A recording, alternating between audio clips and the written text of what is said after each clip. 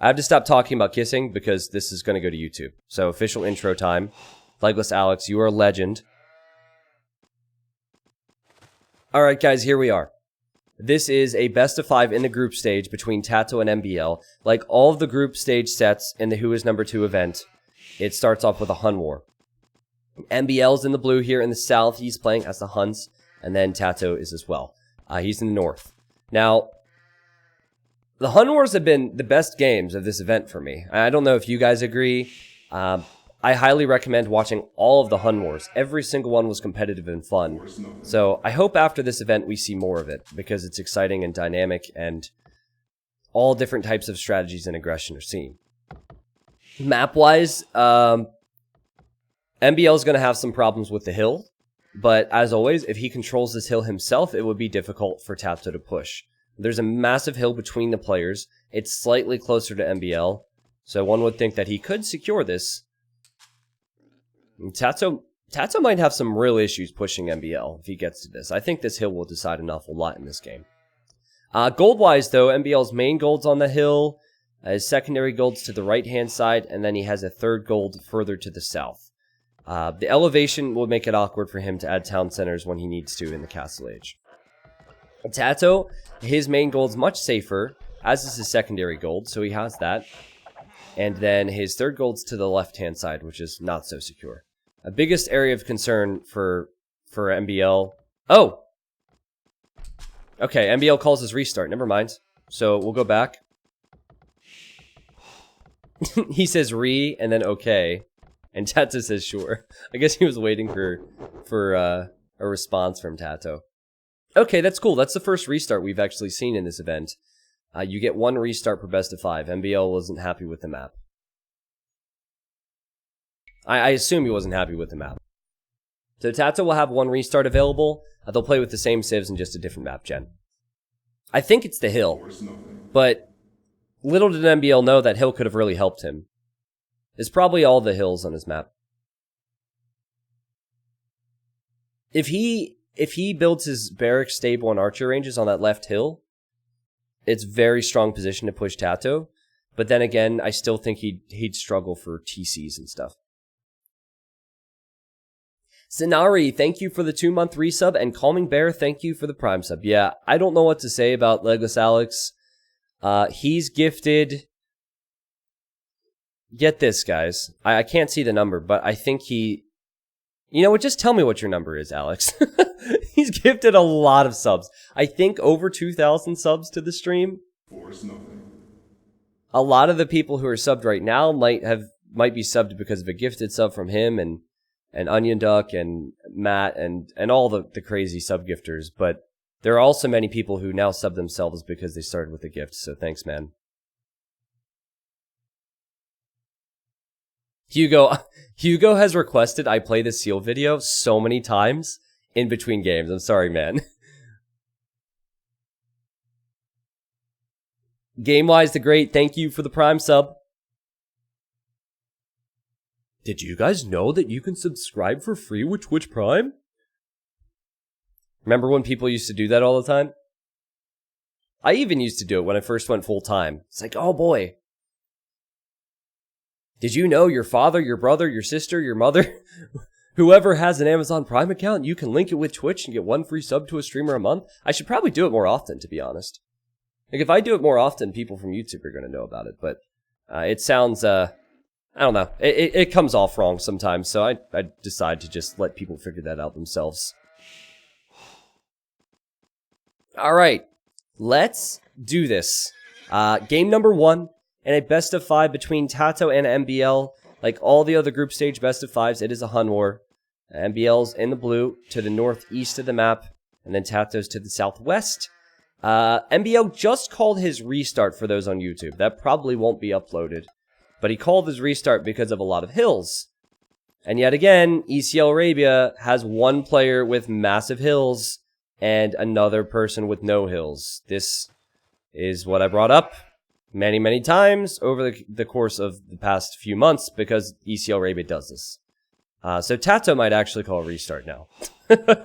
I mean, if they're going to be consistent, Tato might call a restart. But however, you have to remember, that if he holds the hills, if he secures the hills, it's a pretty awesome map. Well, actually, no, it's still garbage. I was trying to find some positives. I was slightly surprised that MbL decided to use his one and only restart in game 1. Oftentimes that's a risk to do because you might need it for later on. But then again, this is the only Arabia map, and Arabia generations can vary greatly. Whereas whatever home maps they pick are a little bit more consistent with the generations and the resource distribution. So Tato would have until the 4-minute mark to decide on that. The concern for me is where would he build TCs? He could TC this, but he can't TC anywhere over here. TC down here. And it's so common for pro players to be going for aggression and town centers that might be a worrying thing for him. I bet you Tato doesn't call it. I'm of course gonna make myself look really dumb if he ends up calling it here. But nope, he doesn't call it. See, Tato, he very rarely, in fact, most of the secret guys very rarely call restarts in game 1 because they know they might need that restart later, so he'll play it. If this was game 5, he would definitely call his restart if he had it, but I think he'll play this out, and we'll see how it goes. MbL, though, he'll be happy with the restart he called in the previous game. Can easily wall his base and is already beginning to wall up. You know, if he's walling at this stage of the game, this tells me he might not go for a normal scout opening. It's uncommon to see players walling this early unless they're planning on building a barracks and going for a drush. I think in every Hun war we've seen, the player who goes scouts into the CA and skirms and whatnot tends to win. Now, in some of those games, both players did it, so it kind of, what's the word? Why can't I think right now? It's deceiving, that's what it is, but we'll find out. Tato's definitely going scouts. We'll probably build up on this hill or this hill. And MbL's walling enough, it makes me think he'll build a barracks. Yeah, MbL likes to wall, but walling before you click up is a mistake. Unless you're going for the strategy I mentioned. And the reason for that is he's investing resources into walls, but also he's had 2 villagers walling. So Tato has 2 more villagers collecting resources. These villas are essentially idle right now. Has he scouted this entire wood line? This is a crazy wall off, man. He could go this whole way. Yeah, he sees the edge of the map. He'll wall here. Nice. Maybe he will go up. He did push all of his deer. He arrives to Tato's base, and Tato doesn't really have the luxury of walling a lot. Oh, he could, actually. He could wall here. Could wall here. But still the wood lines are rangeable. The gold will be rangeable. But Tato's on the way to feudal age. Okay, and MbL will be as well. So MbL will be up later. But he just used... He used a lot of time to full wall his base. That's incredible. Windthorn, hey, what's up, man? I like how every time you show up to the stream, you say hello. Now, if everyone does that, it's tough for me to follow it. I know a lot of people do, and I miss it, but I've noticed over the past month or so that you've been doing that, so welcome back. Well, what's cool about this is Tato has no scouting intel. So MbL could be doing a lot back here. MbL could build 6 markets in the back of his base and Tato would have no clue. He's not going to do that, but he could. Always depends where MbL builds his buildings, though. Because I think Tato would expect scouts will come out from behind here. MbL might just end up building the stable here anyway. I'd kind of like to see him hide the stable and maybe build it here. And then build the archer ranges here later on the front. And it's just for spacing. You have to think about those things. Think about the spacing you'll need later on. Okay, now people were saying hello. What's up, guys? What's up? Deadly Cookie says, did you catch my resub? Was the first time I actually manually continued one. I did catch it. Wait, I think I did. Chat, did I thank Deadly Cookie earlier? Chat will know. Oh, Tato's starting with a range. He's going man-at-arms. Okay. He's going man-at-arms, and he'll start with spears and archers. MbL has been incredibly greedy. He has not scaled the TaToH strategy. Now, the problem with walling this much is that you can't easily wall behind if the walls are far away from where your villagers are. So MbL, fortunately, has scouted this and sees what's coming.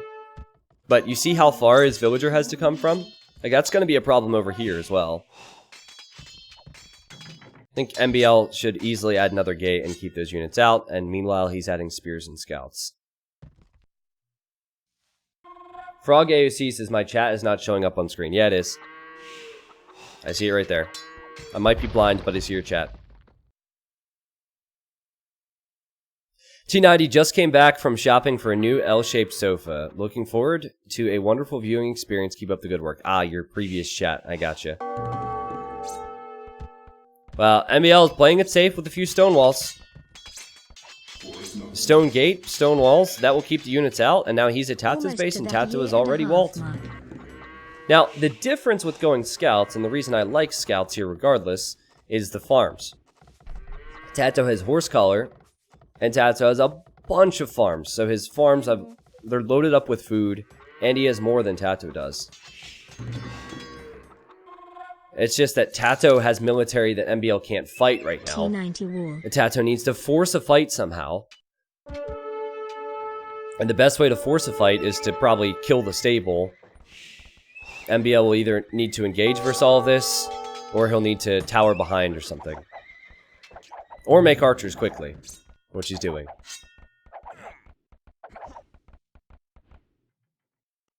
So, TaToH is, MbL is distracting TaToH. And normally what you do now is make some archers and skirms. So, every second that MbL buys is important. You see, he's trying to bait the man-at-arms into attacking his scouts right now. And TaToH knows this. TaToH is well aware of this. This could end up being pretty good for TaToH. If he can get through. MbL can't comfortably repair this because the archers are alive. But then again, TaToH can't comfortably sit next to the stable because the skirmishers are there, and the skirms are attacking the archers. So there's a lot of factors right now, but I think with so much HP remaining on the stable, MbL will stay safe. The stable stays up.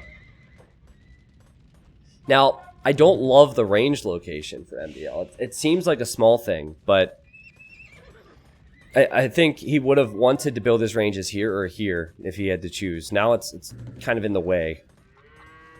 But he will have the army composition to fight what TaToH has. And now TaToH's been catching up with all these farms, so he's catching up with food. No horse collars, so they'll expire earlier, but it's good pressure from him.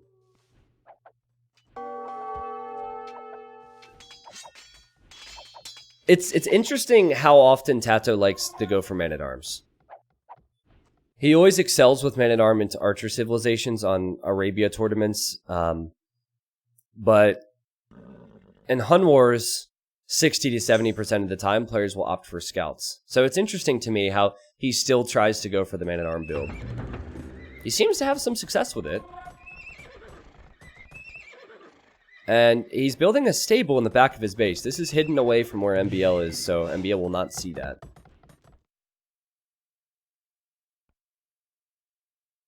But I don't think MbL wants to leave his base. Just waiting for TaToH to try and come in. It's a smart play for TaToH to make scouts if MbL leaves his base. And then he'll have a counter to all these skirmishers. But if MbL stays in his base and just waits? Not so sure. If TaToH gets in, though, and has scouts, MbL could be in real trouble. I think TaToH should cancel the scouts, to be honest. Get to Castle Age and then just make it knights and archers.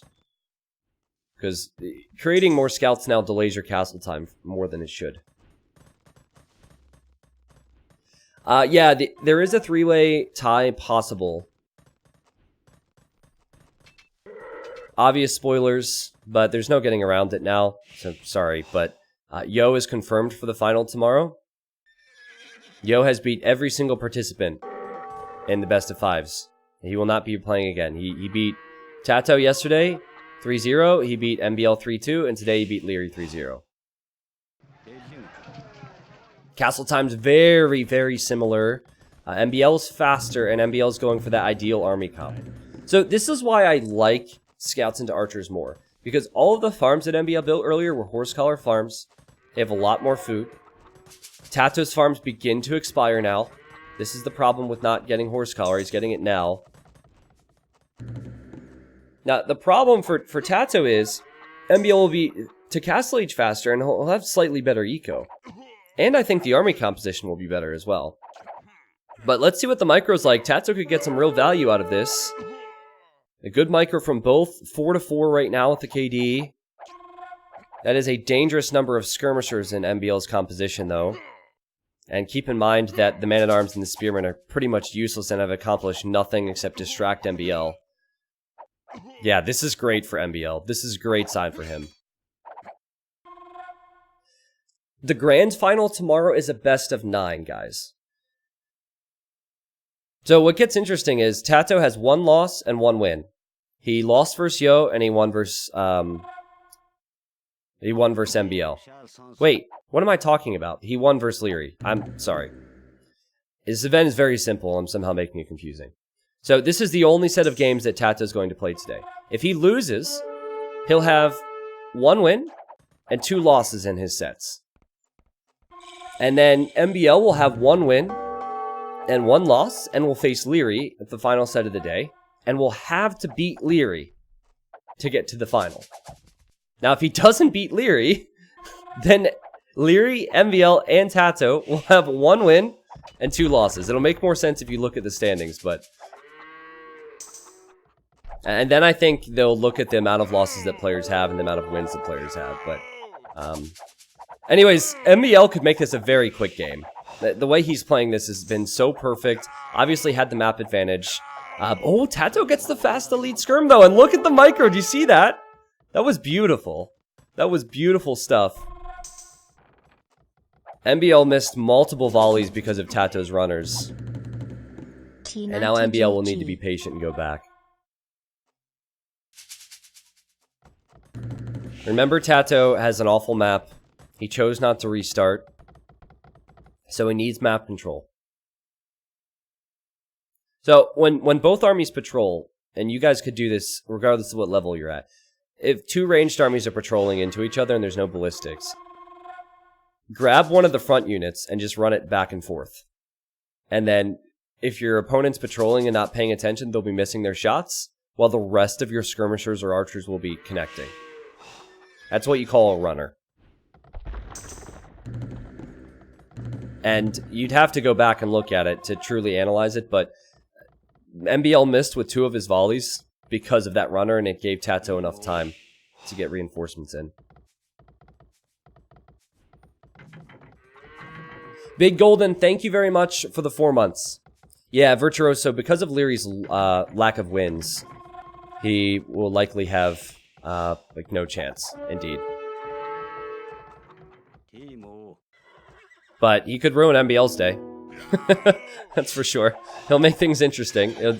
His gameplay will definitely matter. Great addition from MbL. A few knights because of the skirms. Guy has his own elite skirm. MbL loves his skirmishers. In fact, if there's any MbL subs out there, I think he has an MbL skirm emote. He doesn't have an MbL wall emote, but we have T90 quick and we have T90 wall, and that's what he's used here to get into the strong position, but he really should have. And it doesn't necessarily mean he's leading. He's slightly behind in villagers, slightly ahead in military.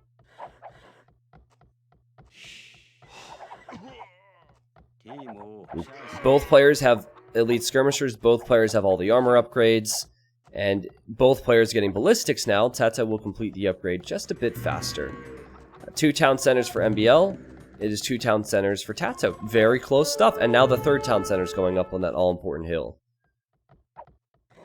So in this moment where TaToH gets the faster ballistics, he could get some shots. Wow! MbL out micro ballistics 3 times in a row there. Did you see that? They're both going back and forth. Wow, my goodness, that micro was sick. Look at all the red bodies. MbL lost 1 unit. What a play. Now, you have to credit Leary for that. Leary was the one who started doing the little split micros to out-micro ballistics. But that was sick. And this is where both players could use some siege, especially Tato. The skirmishers will be devastating to the cav archers. And in MbL's case, the skirmishers will be devastating to the skirmishers! Look at the micro here! He might be able to engage versus this, you know? He needs a bit more patience. And this is where I bring this up with hilly maps. The hill's actually helping Tato hold. Very difficult bits of micro from these players, and they're booming behind this. Both players will be on 3 TCs. Both players have around 30 military. But again, MbL's kills. Really impressive stuff. Now, he sees the siege workshop. With one big boom, Tato could change things. Oh my god. See, Tato's trying to do it. And it's not successful. So what you have to do is time your dodge right before their shot connects. You go to the other side. Oh my god! MbL didn't time that dodge. Holy shit! That was sick. For all these things we've said about MbL's micro, he got too greedy, too aggressive, and Tato went for the safe play. When it was Tato versus Leary, Leary had the sick micro. He was doing all the small little micro moves, and I was talking about it, and then a similar thing happens. Tato played safe. Tato stuck to his game plan, went for the mango. It changes things. Great play. And now the military count is slightly in favor of Tato. Slightly in favor of Tato. And MbL realizes he needs some knights. Now, MbL also realizes he's exposed on the right-hand side. Like, this was the moment for Tato to go forward to counter MbL. It's not to be. So, MbL's making knights. This is an important moment in the game because knights would clear up the skirms and the mangonels that Tato has, but the skirmishers are in numbers for MbL. The game plan for MbL is snipe CA. Knights kill everything else. The knights won't have too much success, though, if the CA are still around. So he's got to be risky. He's got to take as many gambles as he can to kill the cav archers. Great pressure from Tato. Oh my goodness, but I can see the trap. I can see the trap happening. Tato doesn't know this is about to happen. He does not expect knights to come from the right. Though he should, because he saw the stables there.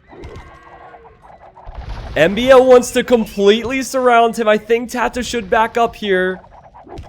This is dangerous. The knights move in from both sides. And Tato's mangonels will go down. And if Tato's mangonels go down, his skirmishers will probably die. The cav archers could die. Best case scenario for Tato is he hits and runs and gets back to his base with his cav archers. All of his skirmishers are going to die to this. Every single one. Now, what's great about Tato's situation is he will imp faster. He has not invested food and gold. So if he gets a big mangonel shot, and it could happen here, he could be just fine. It's the skirmishers that will give him problems.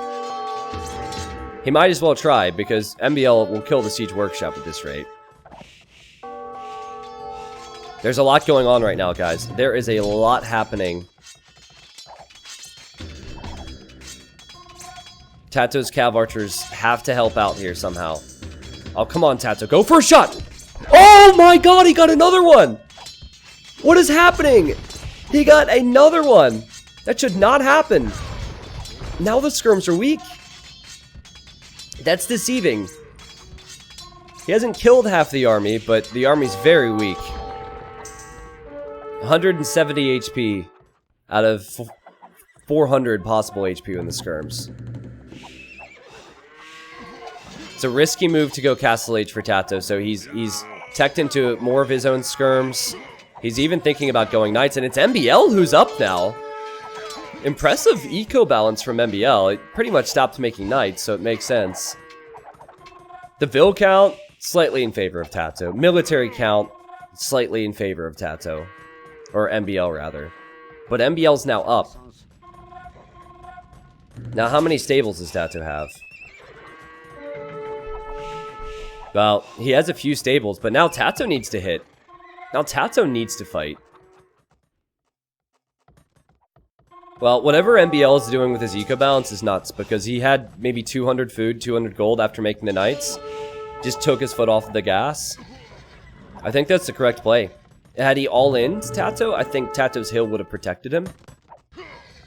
Also, what's crazy about this is MbL is on stone, so MbL could build a castle to either secure his base from any incoming push, or to secure his base for the rest of the game, get conscription, maybe even make Tarkans.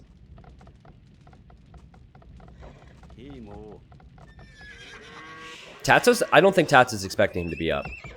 And if Tato is expecting him to be up, I'm still not sure he can fight this. Not comfortably. Oh boy. Here he goes. There's the castle. Tato arrives with the knights. MbL sees this. This is incredible stuff. Look at the work with the skirmishers from MbL. This is great. The castle is at 60%. The skirmishers are microing down every cav archer. Tato has not clicked up to the Imperial Age yet, and he will not stop the castle. Great micro from MbL, and good macro from MbL, and now he's an imp. Oh, I guess? MbL's getting plate barding. It's an interesting choice. He really should get fletching as well. Or not fletching, what am I talking about? Bracer. So, if he's getting plate barding, he'll probably go Cavalier. Because he's upgrading the knights. It also takes a long time to complete plate barding armor. I'm not sure if I agree with that, but we'll see how it works out for him. Also, look at MbL's scouting with the crossbows. He sees the extra golds. Great map awareness. Because the thing is, CA can hold against low numbers of Cavalier. Tato has more villagers, but he has nothing to show for it. And he has no way to distract MbL. There's no way to force a fight out of MbL. I guess I'm wrong. He can distract him. He can attack the stable and go in. It's actually the stable researching Cavalier. But I don't see him killing that thing. MbL will do just like he did earlier. Snipe the Cav Archers, send in the now Cavalier with the plate barding upgrade. And now Tato is researching pikemen, so Tato realizes he's too far behind. He has to fight this out in Castle Age. Again, astounding that MbL... He's getting Paladin! What is this guy's eco balance? He has less villagers and he's getting Paladin. That's ridiculous. And it's also very rare in a 1v1, especially a Hun War. It doesn't add up, man. He made Knights in Castle Age when Tato didn't, and imped faster than him. You know what? Tato can take this fight, though. Tato can win this fight. Paladin is a risky move. Maybe MbL is not expecting Tato to be creating so many Castle Age units. I don't like this fight for MbL at all. He should not be taking this fight. Tato is still alive and well. Tato could take a good engagement and click up to imp right behind this. That's an awful fight for MbL. He might have Cavalier, but with Knights and this many Cav Archers, the Cavalier will die. I was confused by the Cavalier choice. I felt like going Cav Archers and Light Cav might be smarter, especially gold-wise. And if Tato has prepped Pikemen, and Tato will be an imp, if he survives that early wave and gets to Halb Cav Archer, MbL could be in real trouble. That is the Paladin stable. That is the Paladin stable. And MbL engages now. Now, how will Paladins do? Paladins will do significantly better. The stable almost died. Can you imagine? That would have been rough. Now Tato probably needs to pull back with everything he has and mass pikemen. Thankfully, with Capture Age, we can see he's creating 15 pikemen. They're all queued up at the top left. He's producing from the center of this very open map. He's also castling this hill where MbL was on gold. Fascinating.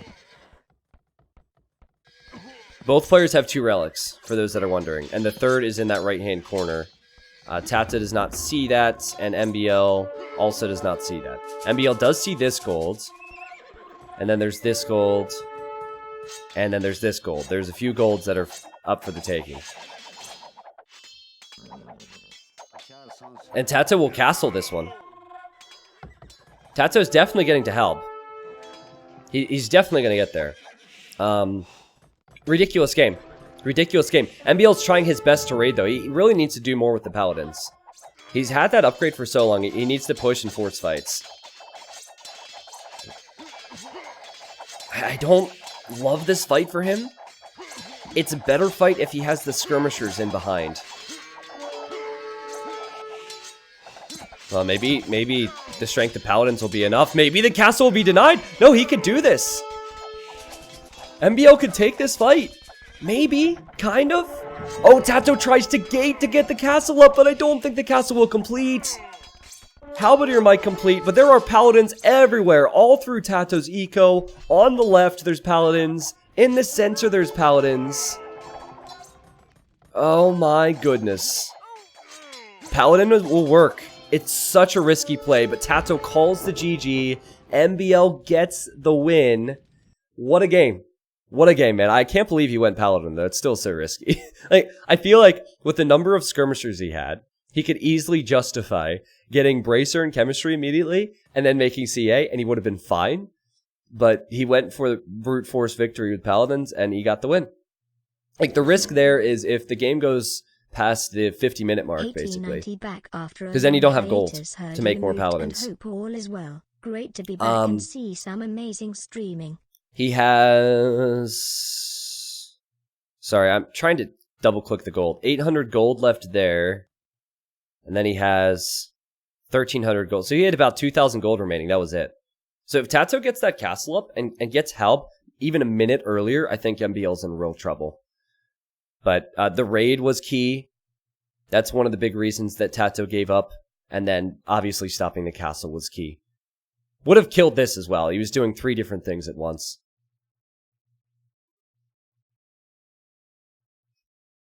But how incredible was it that he created those knights and went imp? Ridiculous difference.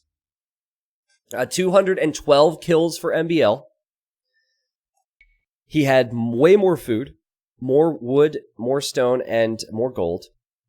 And we'll move on to game number 2. So guys, I'll remind you, if MbL wins this, that will give Tato 1 win and 2 losses.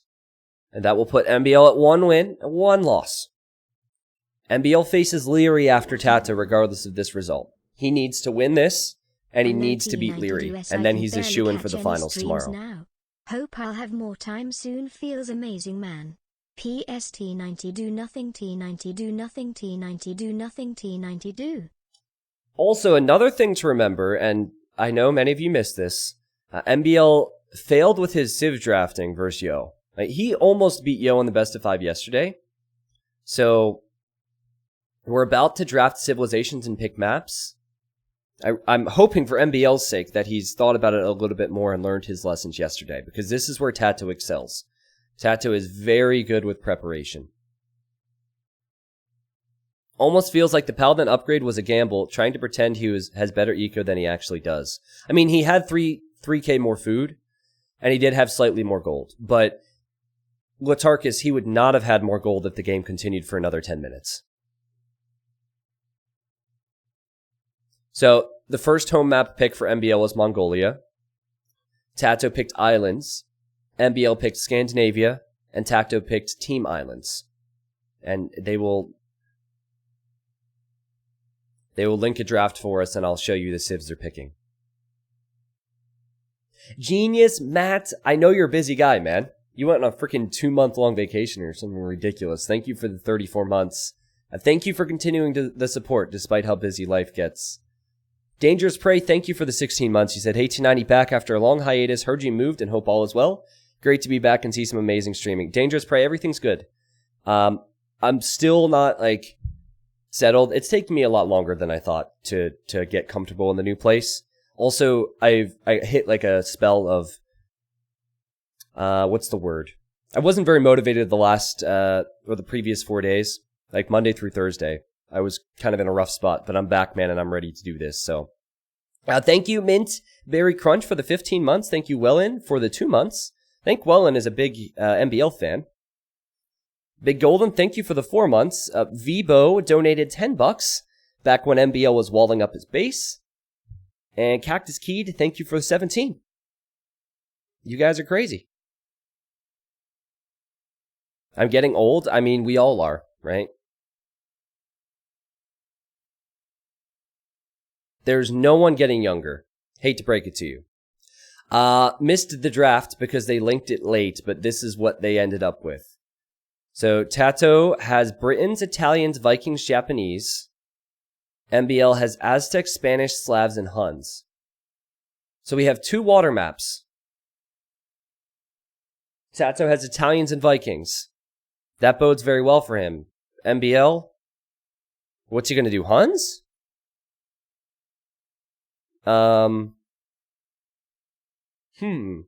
Like, Japanese, Vikings, and Italians are all 3 water civs.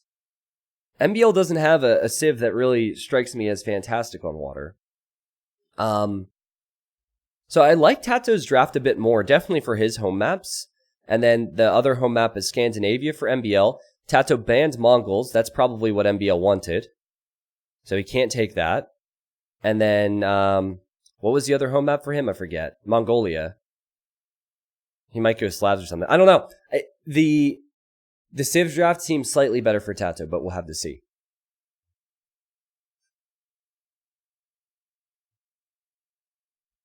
That's always the strength of Tato. I think he prepares. He looks at match history to see what players prefer on maps. All types of different things. Catsavoid, thank you for the 8 months. He said, if we were polar bears, this would be our Twitch baby. Wait, really? I didn't know that. I just learned a polar bear fact. You could be lying to me and I'd have no clue. I mean, Spanish are good on water in post-imp, but Spanish are not near as good on water as the other civs. But I'll get into those reasons once we get there. All I know is this will be either islands or team islands for Tato. Those were his home map picks, and he lost the first game. Force nothing.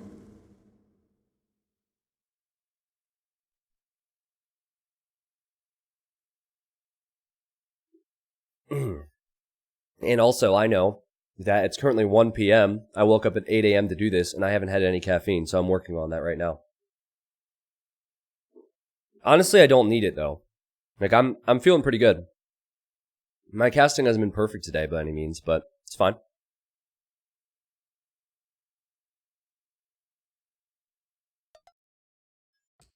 All right. Tato says there's no ECL island. So they were talking about the version of the map I guess they were going to use. We have islands. Welcome to game number 2. I think all of this will be on YouTube, so you guys got to hear everything in between games, see the draft.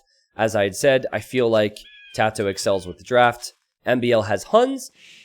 Solid water civ. Can struggle versus Japanese for a few reasons I'll get into. But Tato's over here on this side. Pretty map, though. Like, I'm not a huge fan of water maps, but what I do like is how awesome it looks with Capture Age. There's something about the water. It's pretty cool. So there's a few bonuses that make Japanese one of the best water civs in the game. First off, okay, there we go. First off, lumber camps, mills, mining camps, all are discounted. So you save a lot of wood, which allows for earlier docks, and then more fishing ships. Then the fishing ships have more armor. It's almost impossible to kill fishing ships, they're Japanese, in feudal age because they have so much armor. So the way Tato's got to approach this is, he has to use his flexibility early on to take some leads. I think as the game goes on, though, Huns are better because they don't have to build houses, so they end up saving more than Japanese do in the long run. And also, Huns are fantastic when it comes to land mobility. And maybe this is another game where we see some type of a transport. We've seen islands picked a lot. And almost every islands game we've seen a transport. So maybe if MbL gets scouts and into knights and cav archers and whatnot on TaToH's island, that's where he'd struggle. If this was Arabia, that's what I would say. I would say that Huns have the mobility and the flexibility in Castle Age. Japanese have that early strength. So it's Castle Age where Huns excel. TaToH has to take some leads before there. Now, yet again, we've had an islands map where the secondary islands are in the center. It's up to players to try and scout this, and then pick a good dock location. So as a general rule of thumb, when placing docks, and this will help you in your own games, find a peninsula to place a dock, and you'll probably find fish. So for TaToH, he has this peninsula, fish. Here, fish. Here, fish. Here, now, be careful about the edge of the map, but even here, fish. So MbL, notice how he's not docking here? Well, actually, I thought that was a dockville. He might dock here, and it wouldn't be too bad. But this is a risky dock. Docking somewhere like this would be smarter, and there's a lot more water. Also, looking at the color of the water is helpful as well. But general rule of thumb, just always dock where the land juts out, and you'll be good to go. Another thing I like about what MbL is doing, and also TaToH, is they're not using their scouts to bring in the boars, Gs, which is very common in the old days, but in the old days you didn't see transports. If you're expecting someone to attack you, it's probably best you have a full HP scout so you can defend yourself. Otherwise, if you have a very weak scout and they show up with villagers, you can't snipe the vills and you can't stop them from landing you. Thank you, Duddle Dave, for the Prime sub. Welcome, man. And thank you, Minor, for the 11 months. Despite where your username says, you do not stink. Just so you know. Oh, God, did you see that, chat? Oh, my goodness. Woo, that gets me every time. That boar almost sniped that weak villager. Great reaction from MbL. That's the type of thing that tilts you as well, because these guys have played thousands of games. They know better. That was very close. Both players pushing deer. Both players have their docks. TaToH's on 2 fishing ships. MbL is about to be on his second, just slightly behind because, as I said, Japanese save more wood. Frog AOC, you've asked me the same question like 6 times. I did see the question. I was avoiding the question, but now since you posted it 6 times, I'm gonna stick solo casting, but sorry about that. Like, no disrespect, I can't answer all questions when I'm casting games. So sometimes I just kind of let it slide. Like, if I don't respond to a yes or no question, normally the answer is no, and I just don't address it, but... Yeah, 6 is a magic number. That makes me respond. Exactly. There you go. MbL will reach Feudal Age slightly faster. It takes something like 40 seconds to create a fire galley, though. So TaToH will be more than fine. Plus, TaToH doesn't have to worry about an early wave of fire ships because his fishing ships are... They're basically Terminators. They're insane.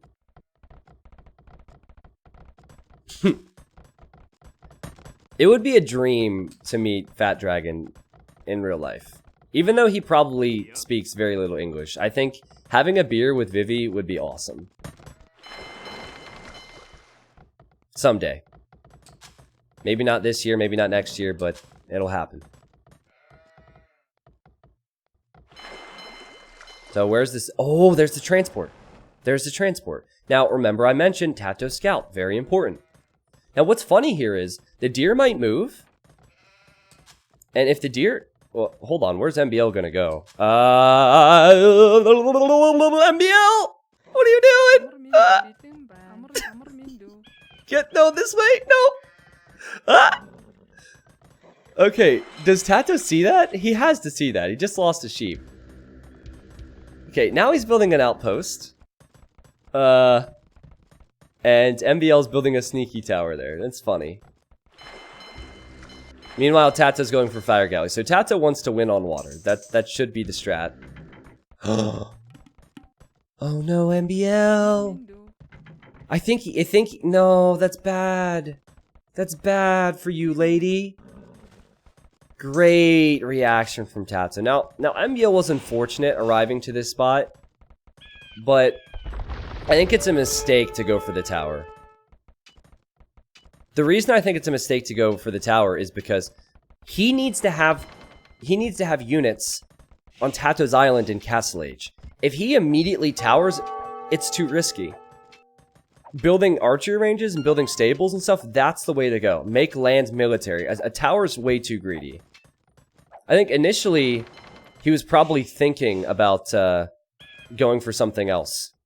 Like maybe an archery range. But then he saw the gold and he thought, oh man, this would be really good if I tower the gold. It was too greedy. Tato spotted it. And now Tato has a nice little lead now. But MbL's coming back for more. Alright. And so far, MbL has not lost any of his fish. So, there are some positives. TaToH's gone the wrong way with his fire galleys. He has yet to find where MbL has docked. And if he arrives here, for now, MbL will keep fishing. And also, Tato can't tower anymore, but he should see any other towers from MbL. Don't make the same mistake twice, MbL. Oh, God. Well, at least he has 2 vills this time. He has 2 vills this time. Was he on stone at home? He just lost that stone. He just lost the tower, I think.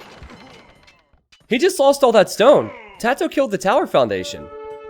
He only has 131 stone, and he's been collecting stone. So Tato sniped that. Tato kills the vill. Also kills the scout. This is just... See, this is such a struggle for MbL. He's a beast on Arabia, but when it comes to especially maps like islands, different like non-Arabia maps, Tato excels. And Tato's defense has been perfect, and now it's up to him to win the game on water. Really good.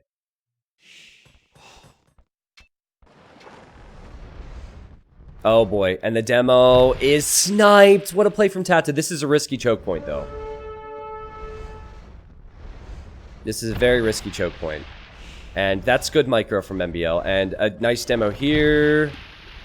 Nope. Good micro from MbL at the start. Better micro from Tato. And Tato has 6 kills and 3 deaths.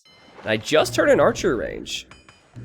And I don't think this is a defensive move either. I think he'll transport some archers over to MbL's base. I mean, on the bright side for MbL, he's still been fishing. I don't know how long that's going to last. Oh! Okay. I got really confused for a second. It's because Tato's demo went up. Or went off. But, and the other thing about MbL's situation is, if archers show up to his base, at least he's on stone so he could build defensive towers. But look at the food count, guys. Look what Japanese are able to do. Like, Tato stuck to his strat, defended on lands, and will probably click up soon. And this is the 3rd time that MbL will try this. And I don't think 3rd time is going to be the charm for him, because Tato continues to build outposts. Tato just played this perfectly.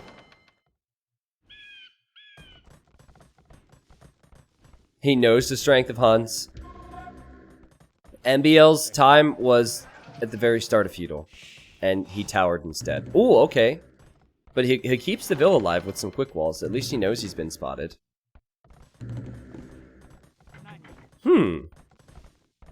Tato will try and gate in the range. You know what? I think he'll wall it in. MbL needs to build his own... Yeah. MbL needs to build his own walls. That's good play from MbL. I like that. Oh, but Tato's over here with the fire galleys out of nowhere. And he can, of course, fight the villager, right? So... one archer's out, though. This is interesting. Can Tato kill the vill and stop more archers from coming out of here? No. I think more archers will come out. At least MbL's accomplished something from this. I mean, Tato's gonna be in Castle Age, but MbL, for now, has a villager over there. That's really important. This one villager, his name is Jim. He could save the game for MbL. MbL will probably get overrun on water. Oh, and there will be crossbows. Oh my goodness. Age of Gates, man. Jim is alive, he's not so well. But he and his people are on the way to the Castle Age. No, Jim, don't build it there, man. Yeah, run away. There's an outpost right there. TaToH's transport's going the long way around. And TaToH still has not killed MbL's fish. Oh, Jim! Jim with the quick walls, let's go! Can we get some Jim PogChamps in the chat? No, MbL, don't call the GG. I wanted to create some fake hype like casters are supposed to do. Yeah, TaToH wins game number 2. TaToH played really well, man. The defense was perfect. 3 times. 3 times he defended on land. Also was about to win water, most likely. And then would have transported crossbows. And this was the perfect position. If he arrived here, MbL would have been exposed, would have lost his lumberjacks, his gold miners, and if it wasn't GG already, it would have been GG then.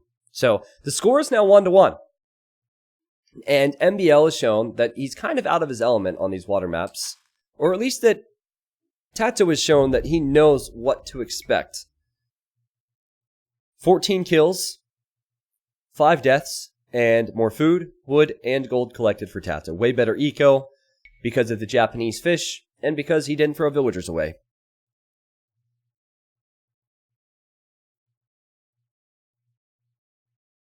Alright. So now we go to one of MbL's home maps, and this is where the Civ drafting gets important again. MbL has Mongolia, and he has Scandinavia. These were the Civs they drafted. Eliminate Japanese and eliminate Huns from the equations. Sorry. I think that MbL will go for Aztecs. And TaToH will pick... I think he'll go Vikings here. Vikings are a top 5 land map civilization. And while TaToH has another islands map upcoming, he'd probably prefer to use Italians there. So maybe he uses Vikings here, because he's probably expecting the threat of Aztecs, and Vikings can...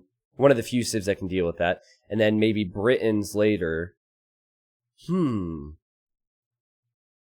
don't know, but this is going to be a very competitive series. I've been talking to my mod, Tarzes, about TaToH and MbL for a while, and I had said to Tarzes that I think MbL is better than TaToH, but on all these different maps and when there's a Civ draft, I'm not so sure. 5 Arabias, I think MbL would win. This is where TaToH's prep pays off. Force nothing. Castavoid, the Civs in Game 1, it was a Hun war. Game 1 and all the sets have been a Huns-only Arabia. Traponius, thank you for the 3-month resub. Welcome back. Joe Ferg, thank you for 25 months. You're crazy. Ryan, I like the picks more for TaToH. I like the picks a lot more for TaToH. The only questionable one is Britons, but you never know what the matchup's going to be. I'm expecting MbL to go Aztecs here. If TaToH's expecting that, he might go Vikings, but maybe MbL goes for Slavs or something. I don't know. Yes, okay, I was correct. MbL has chosen Aztecs, and TaToH has Vikings. This is now MbL's home map, one of 2 home maps that we might see from him. And this is the ECL version of Mongolia. So one of the sets yesterday, they didn't use the special versions, the patched versions of Mongolia, and it was atrocious. But MbL ended up getting the win despite that. So it's a more open version of Mongolia. It's as close to Arabia as you could probably get from the other maps you can select. MbL's a beast on Arabia, but he also has 3 forward golds now. 3 forward golds is going to be rough. Wood lines are fine. Walling potential is decent because the cliffs will help him. But I like TaToH's map slightly more because of the back gold and safe stone. Safe berries as well, which is extremely helpful against Man-at-Arm Rush. And the wood lines. Okay. So, this is where it gets really interesting. This is one of my favorite Civ matchups in the game. When it comes to lands maps, like Mongolia and Arabia, Aztecs is probably number 1 or 2. Vikings is probably number like Hey, 3 or 4 or 5 or just checking something. up on you. My wife was actually fine yesterday. She was just watching your stream.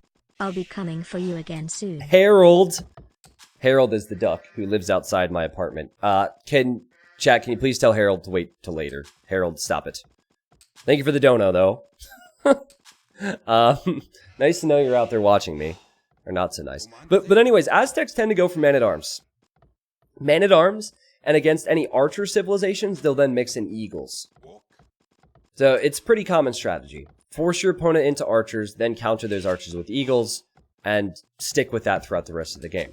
Also, Aztec have incredible farmers, so their castle age time is normally very strong behind all of that. This is what's cool about Vikings.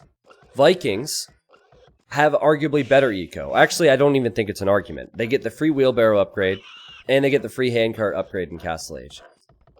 The eagle threat can still hurt them, but Vikings have extra HP on their infantry, so it might be a game where you see longswordsmen for Tato. Longswords and crossbows. And then extend his lead and maybe get to the berserks. But Aztecs, you know, like, they have strong champions, they have strong monks, they have strong skirmishers to counter archers. This is just a powerhouse civ matchup. I'm curious to see how early feudal goes, because I would give Aztecs the edge leading up till mid-castle age. That's where I begin to like Vikings more. Also, Willis, thank you for the host. Thank you, chat, for welcoming him with the ducks. A few people did salute you, Willis. What's up, man? Can someone go to AoEstats.io? Can someone go to that website and look at the win rate Vikings has against Aztecs? I'm curious. With 2K plus matches, please. So with pro matches. That website will give us the details. I would guess that Aztecs might have a 51%. Wait, 79%? That's got to be fake. I would guess that Aztecs has a very slight advantage, but nothing extreme. Okay, don't say 55%-ish. Look, someone look at the website. There's no ish. There is an exact percentage. Come on. No, it's not 69%. Stop it. Okay, I need someone I can trust. Hank. Hank says 59% for Aztecs. Okay. 59, 69, it's fine. So that's actually a lot higher than I would have expected. When do they win the game? That also has those details. They probably win most of the times when they win, they probably win in Castle Age. I don't know. I'm just talking game theory now. It always depends, but I really do think Vikings are a solid pick here.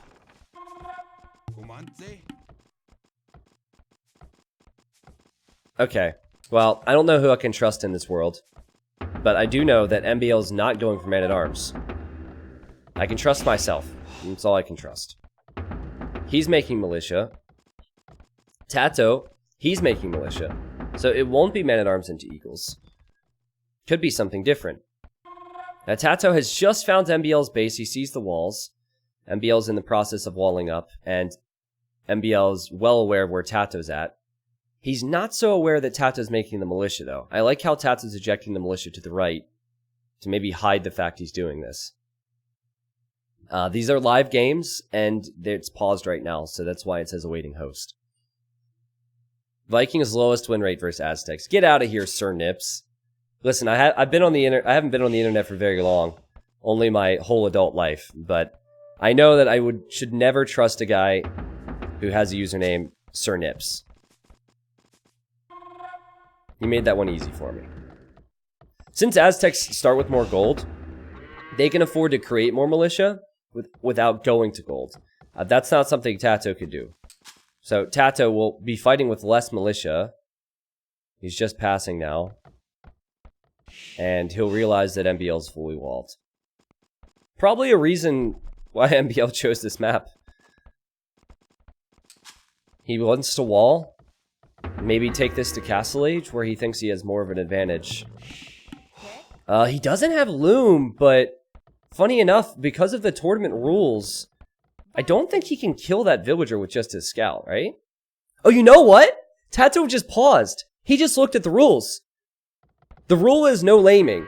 He just looked at the rules. So he must know the rules now. That's why he paused it. 100% he paused it so he could see if he could attack this villager with his scout. And MbL tries to micro nerd and fails. And now the militia are coming in. That's such a small thing. If MbL would have built a single palisade wall, this never would have happened. It's the small things in competitive AoE2. And now MbL has got to be frustrated. And he is under some pressure. Oh man, MbL created more militia and he has to send them all back. He didn't gain anything from that. Oh my goodness. Now this is on MbL's home map, guys. He struggled so much on islands. So if MbL loses this, it'll go to TaToH's, we'll go to MbL's next home map. But that's an absolute guarantee. Like, TaToH has to be feeling good about his situation right now. Absolute guarantee that we're going to see one more game, but MbL needs to win in his home maps.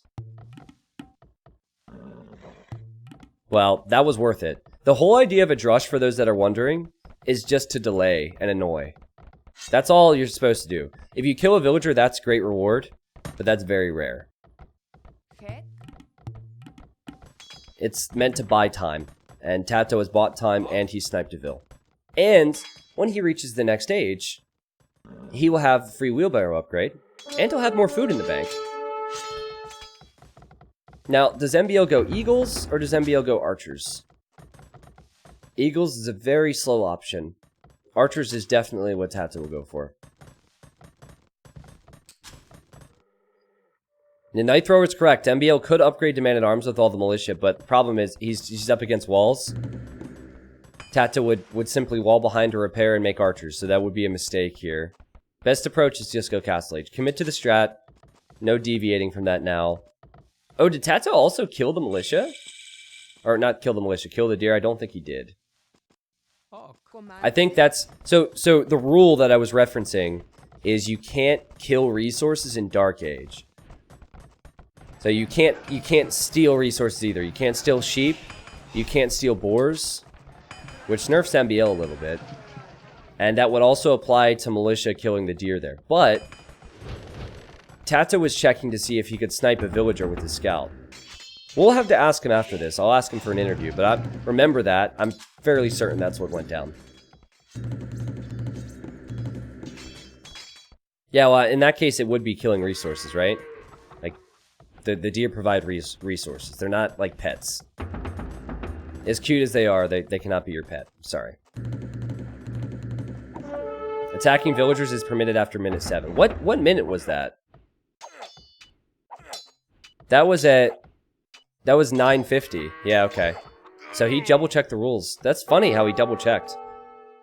Because he would have been in a great spot regardless, just getting in there to harass with the militia. He didn't want to have to get an admin involved and replay this. That's pretty cool.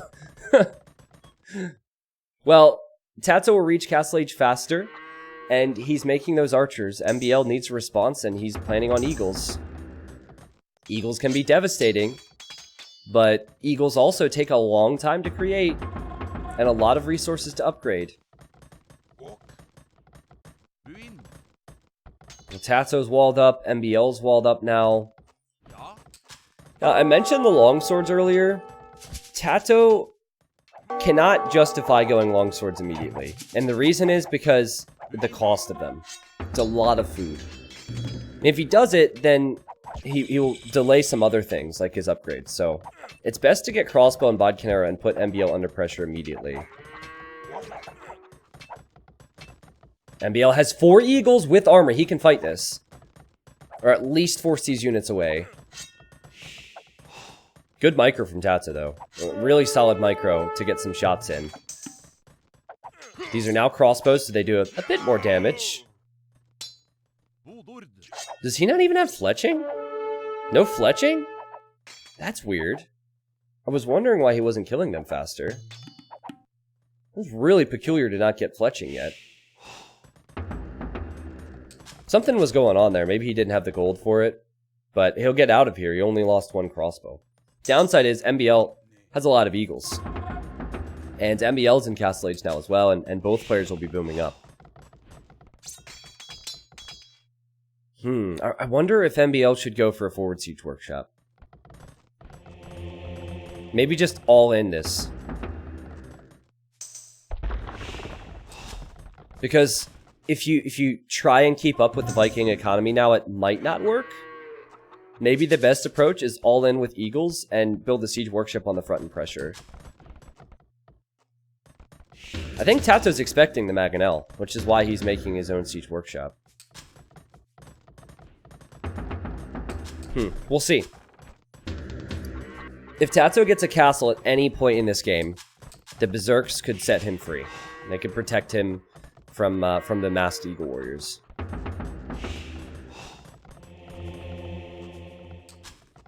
Interesting. It's not unheard of to see Aztecs go for 1 TC play. It's really not. But the Vil count will get higher and higher for TaToH. No sign that MbL will try and go forward yet.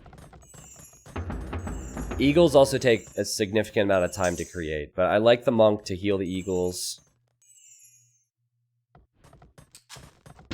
I like how TaToH is playing this more, but there's potential with MbL's style. Also, great job from both players to scout the extra areas of the map. As I always mention, keeping scouts alive for extra golds if the game goes late is important. Plus, it boosts your score. Makes you feel good. Viper style. There's a lot of small things that TaToH's doing well. He expects a siege workshop, so he's made his own. Oh, he's got huge shots as well! He's killed 2 eagles. He also made the outpost, just to make sure there's nothing out here.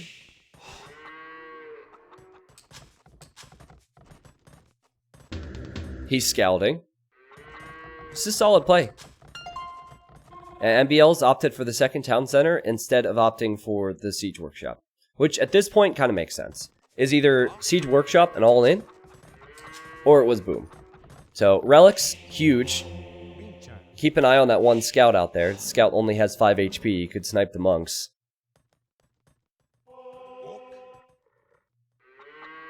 Fascinating stuff. But advantage TaToH. I would say big advantage for TaToH. Look at the food count. Like, that is truly ridiculous. To have 500 food at this point of the game. That's what free handcart does for you. Oh no, TaToH made a cav archer. Oh man. Those Hun wars in game 1 are getting to him. He's got housed. That's normal. MbL could still easily push this. That's the crazy thing. Ooh, ooh, ooh, ooh, ooh, is the monk... Will the monk be sniped? It will be sniped! TaToH! What a play! Run away from the eagle as well. Snipe the next one. No, I don't think he can comfortably get that. It's worth it to run. He'll survive as well. What a play. I would expect MbL to make Mangonels and also consider the redemption upgrade for those monks. Convert TaToH Mangonels. This is why stone is important. TaToH needs to go to stone now to build a defensive castle against this push. He has an eco lead. He's on his way to the Imperial Age, actually, which is incredible. Only with Vikings, as I said earlier. Has he done enough? That's the question. Has he done enough to hold from this? So far, it's looking pretty good for him. But MbL has 2 relics and will soon get his 3rd. Aztecs get 33% more gold from the relics. There won't be Berserks for TaToH and Imp. It will be Arbalest. Arbalest are very good in this situation. Arbalest with Bracer can kill Castle Age Eagle Warriors. Okay, so what I like about TaToH's play, and again, this is near perfect. Not sure about the tower though. Oh, okay. Well, what I like about this is he could have gone 3 TCs. He could have extended that build lead even more. But then he would be stuck in Castle Age for a longer period of time, and MbL could overwhelm him with Eagles and Mangonels. So a 2 TC Imp makes a lot more sense because he gets a bit of a power spike to get MbL off of his base, and then he can expand his eco further. I guess the tower is just to be as safe as humanly possible.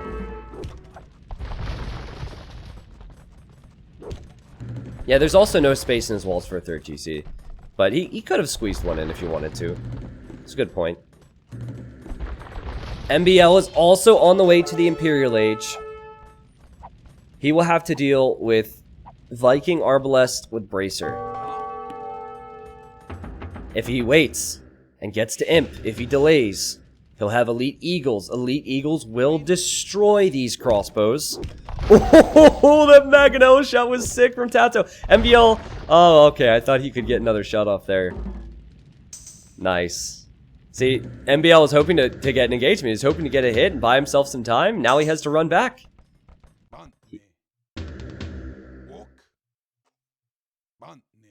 Tato, realizing he needs the pressure, is sending a villager forward to build another siege workshop. And now MbL is the one who's building a tower at home. I love the stone walls on the right. Stone walls on the right, smart. Tower. It should buy him just enough time to get Elite Eagle. I mean, then at that point, Tato could have a castle. Tato could do an awful lot, but unless Tato dives in here, which is quite a risky move, even against even when he's against Castle Age Eagles, I think it's a risky move. Kind of hard to judge, though. Nope, he's going back. Tato, do not attack the barracks and kill your own units, please. Thank you. Ooh, I love this TC for Tato. MbL's on the other side. This is dangerous. Elite Eagle's on the way. I think Tato might have caught a glimpse of those Eagles. He sees them. Nice house walls to keep the units away from his vills. And until that final armor upgrade comes in, the Arbs are fine here. It's the plate mail armor upgrade that really makes the Eagles strong. It takes their pierce armor much higher. I think Tato sold some stone. Because he's been pretty heavy on stone. I believe he sold it because of the lack of gold in his base. Now he'll need to save stone to build a castle, of course. Because this is where the Eagles are a threat. But, oh my goodness, MbL's losing Eagles before the armor upgrade. That's just not acceptable. And now he's moving in here, but I'm not sure he has enough to stop this castle. Beautiful quick walls from Tato. Palisade walls is all that he will need. Tato has 34 military versus the 28 from MbL. But MbL's 28 military probably cannot comfortably engage this. It's just a bunch of small things that Tato took some leads with. It was the villager in feudal age, the Vil count in Castle Age, and now the military count, and the tech switch is incoming. Well,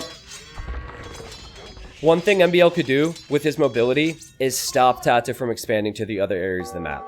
He can't fight this now, so he needs to keep an eye on where the relics are and the golds. He could easily kill that town center and take that for himself. That's one big thing he has to be considering right now.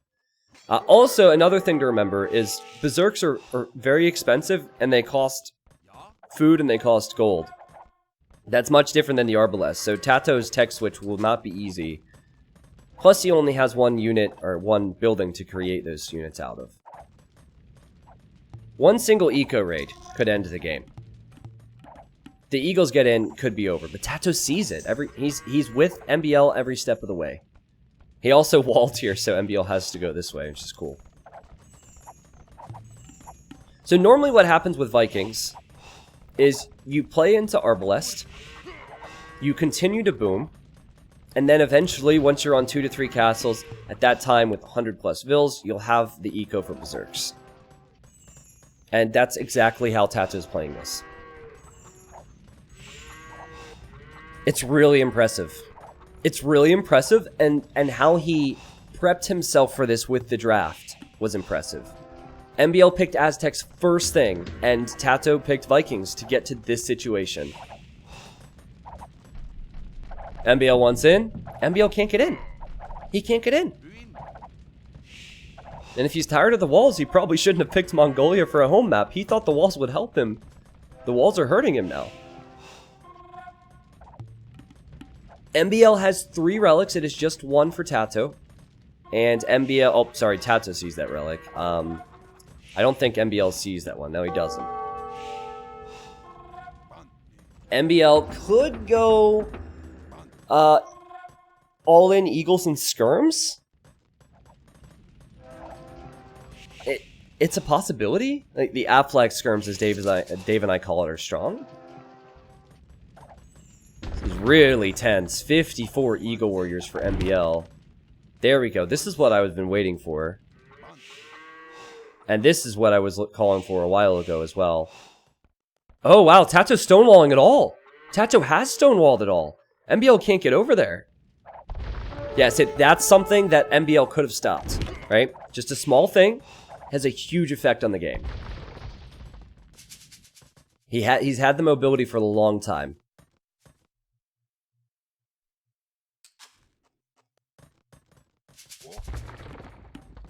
The Berserks are on the way. Just 1 armor upgrade. Right now, they're not all that impressive for Eagles. The Eagles would destroy this fight if they were to take it. But... Oh, petards?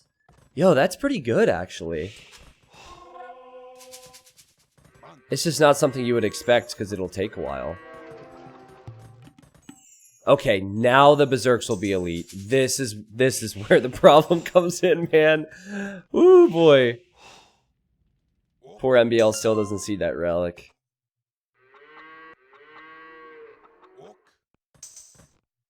MbL just finished Handcart, which is a tech that Tato got for free back at the 17th minute when he hit Castle Age. No, MbL can't fight that. I just don't see...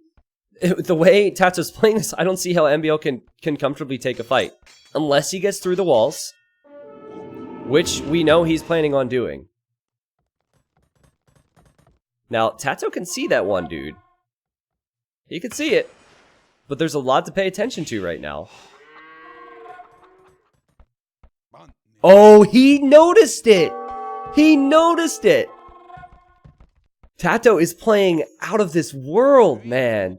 He 3-0'd Leary yesterday. Now, remember, Yo 3-0'd this guy, so... it just tells you how good Yo has been, but... Wow. He is on point.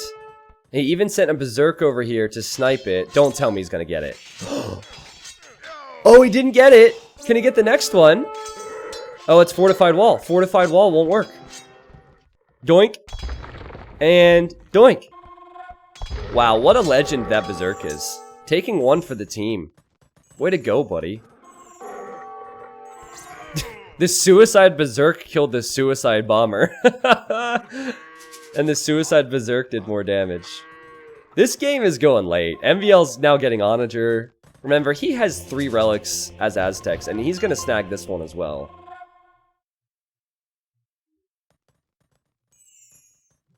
Way more map control for Tato and more gold control. This is what Tato can see. Check this out. Look at the map awareness. Incredible stuff. Now, maybe Tato needs to break into MbL's base. Maybe he's realizing Onager is a scary tech. Or maybe that it's time. Maybe that MbL doesn't have enough to fight him right now. Both players have scouted this stone on the right. Both players have seen the relic. That's probably what has caught Tato's eye.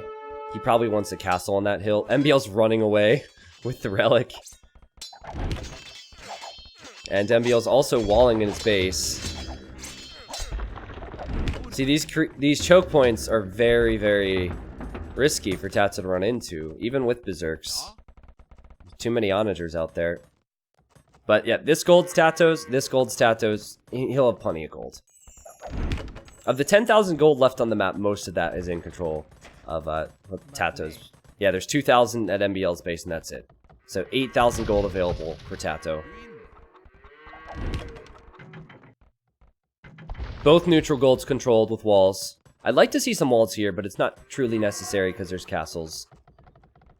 The monk is coming back with the relic. That's really nice. MbL might go Siege Onager. He might go for Siege Onager. Oh, MbL needs stone walls. House wall won't do it. MbL needs stone walls. Pathing! Oh, he's a lucky boy. Oh, he's a lucky boy. Someone call Fat Slob. He'd be impressed. No, okay. You know what I would love to see? So if MbL has his onagers on attack stance, they'll automatically attack anything that runs within their range. And what pro players don't try enough is send a single berserk in next to the woodline. MbL's onagers will fire, and it'd kill some of the trees in the process, and it would let all the units in. Also, Tato could get his own onager and just cut the trees himself. Guys, MbL could win this with Siege Onager. Siege Onager Eagle would be nuts. And he's also getting Monk Tech, so maybe he would convert the enemy onagers? I don't know. Like, sure, Tato has a lot more resources banked up, and he has better position, but... No, he's much better position. But Siege Onagers are crazy. If you're wondering if MbL should consider his own champions, the answer is no, because the Arbalests are out and Berserks are way better. If you're wondering if MbL should get the final upgrade for his infantry, which is called Garland Wars, he should, for sure. Some big shots on the Arbs right now. I think there might be a hole there. Tato's Berserk. Oh, he's attempting to chop the trees over here with the Treb. Meanwhile, his Arbalests are going to die. MbL will not give up. And MbL will also convert some Berserks over here. That's a lot of conversions he needs, though. Let's see. He gets more conversions than I would have expected. He sends his Eagles out. Now, this castle's researching Garland Wars. He needs that castle to stay up. He'll lose it. No Garland Wars for MbL. He kills the Trebs, but no Garland Wars. Meanwhile, on the other side, he'll mop up every single Arbalest. And he re-gates over here to keep Tato out. Tato's getting Siege Ram. Tato's getting Onager. What a game this is. This is so high level from both of them. But MbL needs Onagers. He needs it here quickly. And he really could have used Garland Wars. The Eagles are already going to struggle versus the Berserks. But, oh my goodness! Nah. Berserks are nuts. Berserks are nuts.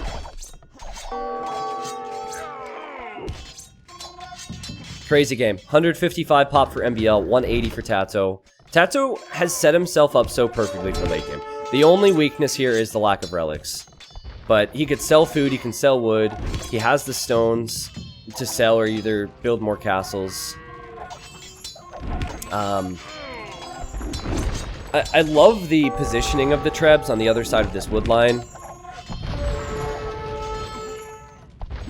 As long as Tato doesn't make any big mistakes, I think he'll be okay. But MbL's being annoying. Sniping Trebs, sniping Onagers. Maybe now MbL could consider some champions, but it's probably best to use every bit of gold for Siege Onagers and Eagles. Yeah, see, this is what Siege Onagers can do. You need to be incredible with the attack rounds. Oh my god, the shots were pretty decent. It's not bad. It's not bad, but the fact that his castle's about to die is pretty bad. And the Berserks are so tanky, they end up getting in anyway.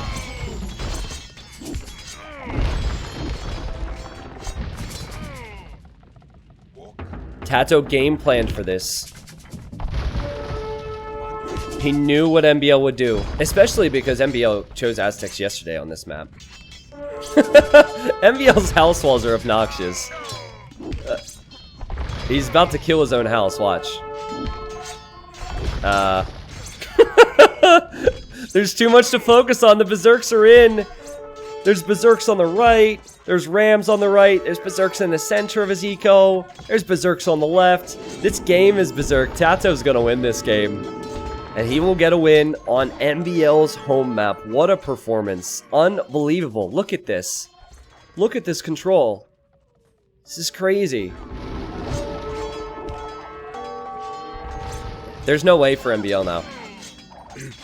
TaToH knew if it got to this point that Aztecs have very little to counter Vikings. I mean, MbL will run out of wood at this point. Or at this rate, rather. Can't take the wood on the right comfortably. And he calls the GG. He calls the GG. TaToH comes back. He lost the first game. Then it went to the non-Arabia maps. He won on islands after expecting MbL to transport. And then on Mongolia, he expected Aztecs and he picked Vikings for it. Beautiful stuff. There's a lot of reasons why MbL shouldn't go for Jaguars for people who are wondering. I believe the Berserks still do fairly well there. Not to mention that TaToH had Arbalest for a large period of time. Not to mention that Jaguar Warriors also need to be created out of castles and MbL didn't have them. But the reason TaToH won this was because of how he played it in early Castle Age. First off, the Drush got a kill. Great job to check the rules. I loved that. That was funny with the Drush. And then he got to imp faster to give himself space, to give himself time for this strat. It was beautiful. I don't think MbL expected the faster imp. I don't think MbL was prepared for TaToH to counterpick with Vikings. And this is why I felt like Vikings would possibly have a very good win ratio in 1v1s versus Aztecs. Because an imp at this position, there's not much that Aztecs can do. Yeah, I'll check AoE stats between the games so we could see what rated games are like. Mongolia certainly helps Vikings there because there was a period in time in early imp where MbL could have used his mobility to raid, but TaToH was walled. I still think that one string of stone walls on the right side of TaToH's base changed so much of this game. MbL had Eagles at that point. TaToH only had Arbalest. That was the point in time where MbL could have patrolled the Eagles over there, and then he would have had more of the map than TaToH. And more gold. And he already had plenty. He had 20,000 gold. MbL had more wood, he had more food, he had more stone. 94% of the map was explored. 46 researches in this game. Awesome. Why no Jag? They hit bonus against infantry plus Garland Wars. Because they're too slow, man. Jaguars are way too slow. Jaguars create slow. Jaguars are expensive. And there was Arbalest already teched. So, I forget what the Pierce armor is on Jaguar Warriors, but they're only good against infantry. But they really struggle against Arbalest. I mean, he could go champ and siege onagers, but that's a tech switch, which takes too much time. I think you have to keep everything streamlined. And I don't think MbL had the luxury to tech switch. He was the one defending. You have the luxury to tech switch if you're the one who's playing offensive and you have that map control like TaToH. But you're right. Maybe champion siege onager is the way to do it. I still think it's too slow, and you can't be the slower player when you have that little of the map. So they're actually in the next game. So I need to jump into that right now, and I can't look at any stats. If MbL is tilted, you could say TaToH made him berserk. I was going to guess that it was either Willis or Gafflespoon who made that joke. Willis, thank you very much for the resub. The score's updated, and so here we are. This is the remaining home map for MbL. If MbL wins this, the score is then 2-2. And we go to game number 5, which will be Islands. TaToH will have Italians. MbL will have... What will MbL have? Spanish. Ooh. Okay, that would be an interesting game 5. MbL has Slavs. Slavs are fantastic civ. Not necessarily a civ that you would expect to see on a hybrid map, but it's still one of the best civs in the game. And it's a civ that can give Britain some real problems in late game. Every time I'm casting Age of Empires 2, I try and stress positions. I did it so much in the previous game. I talked about when Aztecs are dominant, when Vikings are dominant, when switches come into play. So the key here in this matchup is water and fish. But more than anything, when it comes to unit compositions, MbL has mobility. Tato needs to get a big clump of archers and pressure. So I think early Castle Age decides this one. If Tato's behind in early Castle Age, MbL will have so strong of an eco. He'll probably have map control at that point. He'll expand. He'll probably win. But if Tato has some map control... Oh, he lost a Vil. He should re. Yeah. Man, I hate to come off as a Tato fanboy right now, but how Tato has played this entire series has been so smart. Do you remember in game 1 when he didn't call restart? Now, he lost game 1, but he saved his restart for situations like this. He lost a villager. It was right before 4 minutes. That would put him behind a Vil in early stage. That's really sloppy and really bad. And so he's called a restart. He saved it. Nice. Now, I want MbL to tie this up. I want MbL to take us to a game 5. But that game was really good, man. That's what I live for right there. That is flat out what I live for. Nothing else. Age of Empires 2 games and Age of Empires matchups like that. That's amazing.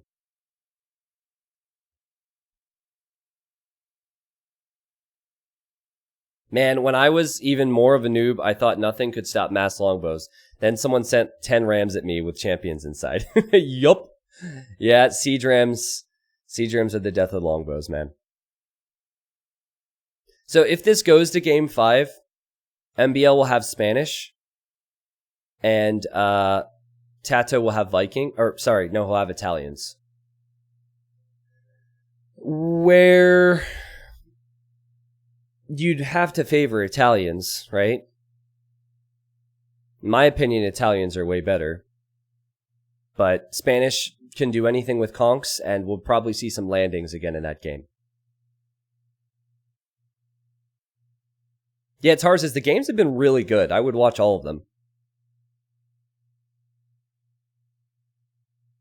So chat, I don't ask this too often nowadays, but I am curious. How many of you are new here today? Seeing a few new faces. Am I getting it all repetitive? Oh, wow. So many. All right, well, thanks for being here. Let's go.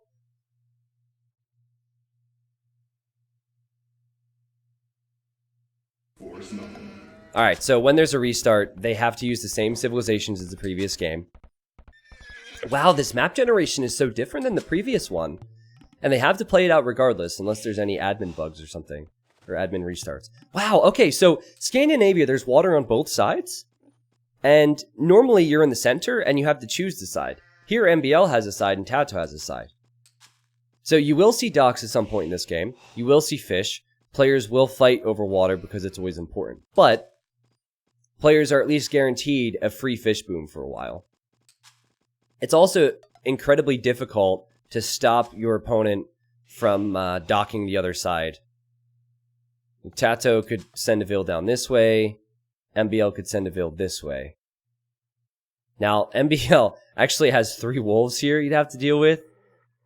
I really think on Scandinavia there should be no wolves. Like, that could change the game. If MbL sends a Vil this way, runs into 3 wolves and loses the Vil, but Tato sends a Vil down here, and there's no wolves, that's pretty unfair advantage for Tato. But we'll see, we'll see. I mean, I might be pulling a T90 Stradamus, but I hope not. At that point, he'd probably have Loon anyway. So, I mentioned it in the previous game. I am not going to go through it again because this whole thing's going to YouTube, so that saves me from re-explaining things. When I don't upload like this, I have to re-explain things time and time again. Especially in the final. I think the final will have 2 restarts available.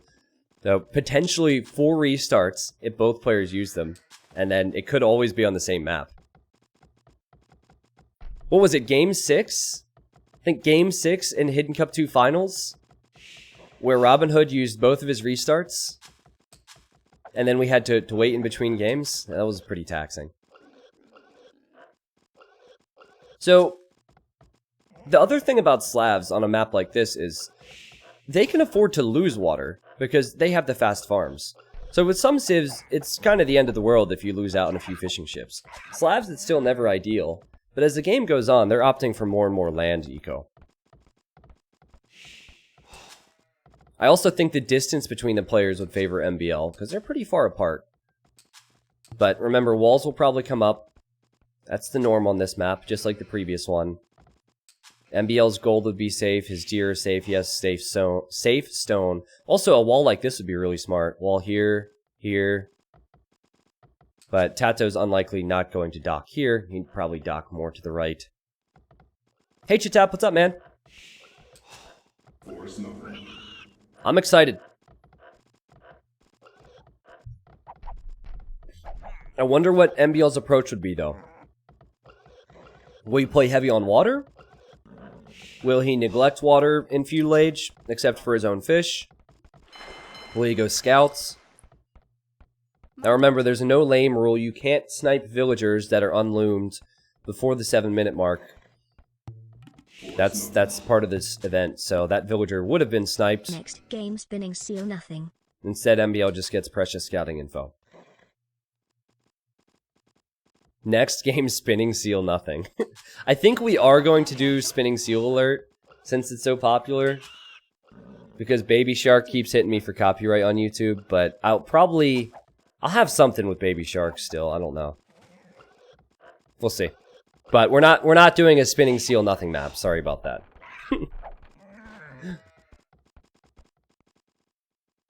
I had no idea that would be so popular. So, do you guys see the footprints? Those footprints exist even with this no snow mod, and you can use that to see sneak villagers. It's interesting. Like, their MbL, he sees the footprints from the sheep. Oh, that's the strategy! Send a forward sheep, so they think it's a villager. That's the strat. MbL sent the sheep to TaToH. He could have just left it there. I don't think you have to send it back, you just can't steal it. TaToH's beginning to wall up, as you would expect with the slower civ. And TaToH has loom. MbL saw the footprints, just like I'd said. TaToH will dock here. Okay, if I'm MbL, I start patrolling my scout here. I keep an eye on the right-hand side. The left-hand side's not that important. You need to stop TaToH from docking. Now, your TaToH, if you know the scout's over here, and you're thinking about going water, make a run for it. You see how TaToH has his scout's position? TaToH might have his scout doing the same thing over here. Yay. Smart thinking. And MbL's building up barracks, and... Ooh, 4 villagers going forward. He might go scouts and towers. He might tower the walls to break in, make scouts, and pressure TaToH. And also he sees that TaToH's walling up the right. And TaToH doesn't have mobility. He probably wants to go archers and water control, so... The best approach for MbL is to break through the walls. This is a good play. Oh, it's man-at-arms. Very late man-at-arms, actually. And... Okay. I figured it'd be scouts because, you know, Slavs and the food he has from the deer and the fish. But TaToH spotted that. He spotted the militia, he spotted the stone miners, great scouting. He's also scouting the left for any sneaky villagers. Greeting? Both players are doing the small things right in this game so far. But if TaToH defends, he has 2 more fishing ships working for him over here. It's a small lead, but it is a lead. Oh, and MbL lost the villager! He has no loom! Why does he not have loom? That villager shouldn't have died there. It was weak, but it shouldn't have died. He still doesn't have loom. He's crazy. And TaToH knows that. TaToH could just snipe the guy. Watch.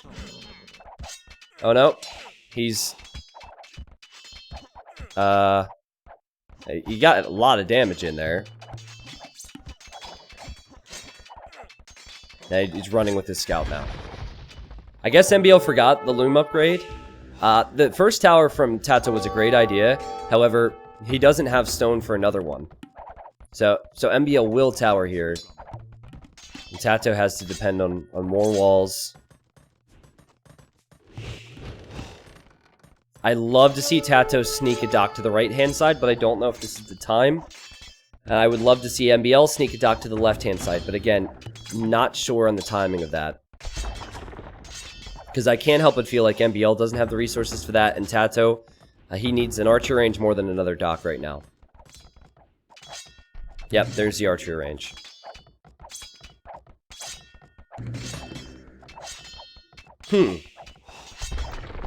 Well, TaToH can't take his gold comfortably. He could take this gold, but towers would go up. Like, and now, in an Arabia game, this would be bad for TaToH, as he doesn't have farm space. He doesn't need farms on Scandi. Oh my god, he trapped him! What a play! TaToH is playing so good today. What has gotten into him? Oh boy. No! What did I do to you, TaToH? I'm so sorry. That's all on me, man. That's all on me. I'll take the blame. I apologize, dude. I'm sorry. If no one was casting this, it never would have happened. Ouch. Well, that happens sometimes. What happened there was the villagers finished this gate and went to complete this. There's no hotkey to lock a gate before it's built, so they waltz right in. Villagers are dumb sometimes. Still no sneak villagers for docks. MbL's making farms. So he hasn't gone all in for water. Started with fish, because that's a smart move. Then went for farms. His tower's in a good spot. But I don't know if he can comfortably build this one. No, and TaToH's kind of expecting that he'll go to the right, which is why he's walled like that. Well, I don't like this tower. You know what? This is risky. We already saw the gates. TaToH would just wall here and trap that army in. TaToH's done a good job to fend off the pressure. Man, just imagine if MbL would have scouted the stone. Even again, he'd be too exposed. He doesn't have military. MbL should live with this situation. Maybe wall up the towers with some stone. And then go castle. Go castle, go siege, go knights. I think that would be a fantastic decision. See this fire galley patrolling for TaToH? He's expecting a dock to go up there. Oh, and MbL has a galley patrolling here. A galley's smarter than a fire galley. I like it. Well, this is important for MbL. If he loses this, TaToH will be in the finals tomorrow versus Yo. If MbL wins this, he plays a set immediately after versus Leary. And if he wins that, then he's in the finals versus Yo tomorrow. MbL's built an outpost because he realizes there's got to be an army out here somewhere. And now he sees it's coming. Now, kind of sucks for him, though, because he has to deal with this. But I think he'll be able to. He'll need to create some more scouts to do it. No sense in going for skirms. This is good harassment for TaToH. MbL pretty much took the fight to buy himself time to wall and tower. And TaToH is on the way up. Now remember what I said about early Castle Age? And the momentum Britons need to have? TaToH doesn't have that many archers. So that is a concerning thing. He has a ton of fishing ships. No, he's 6. Not a ton. He has a big Vil lead. He's about to get a power spike from hitting the next stage. Does he have enough, or will MbL be able to clean it up? That's the question.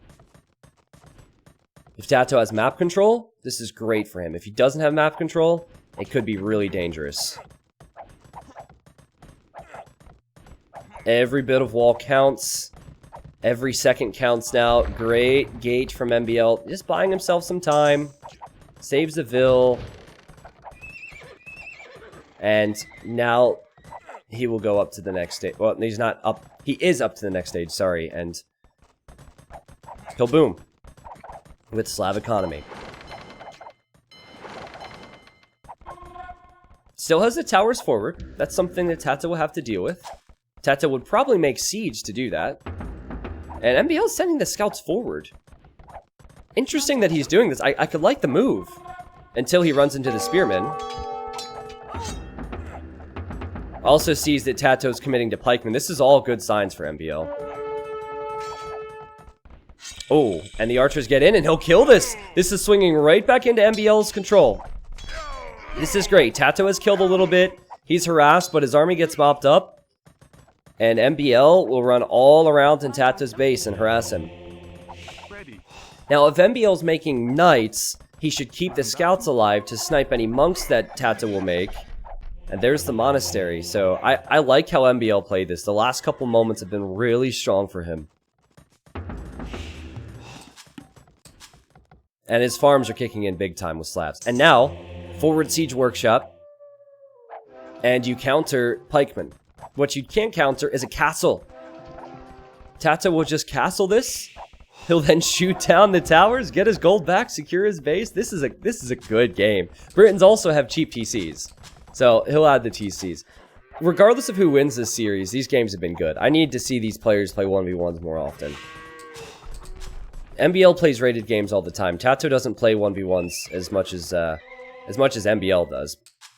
Well, no one plays as much as MbL does, but really close stuff. In post-imp, Slavs have more mobility with their horses.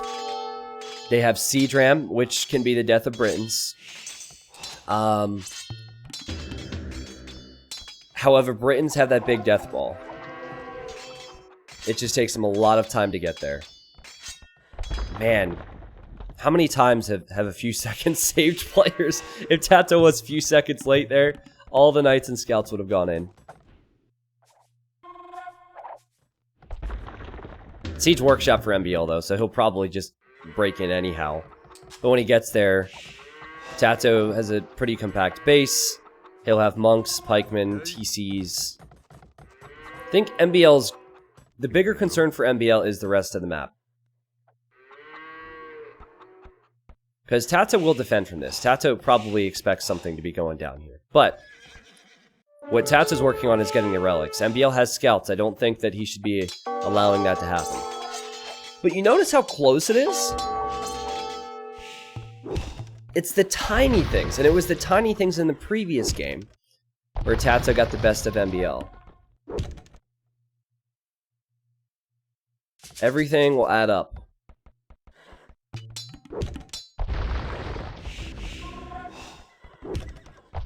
Okay, TaToH builds an outpost there.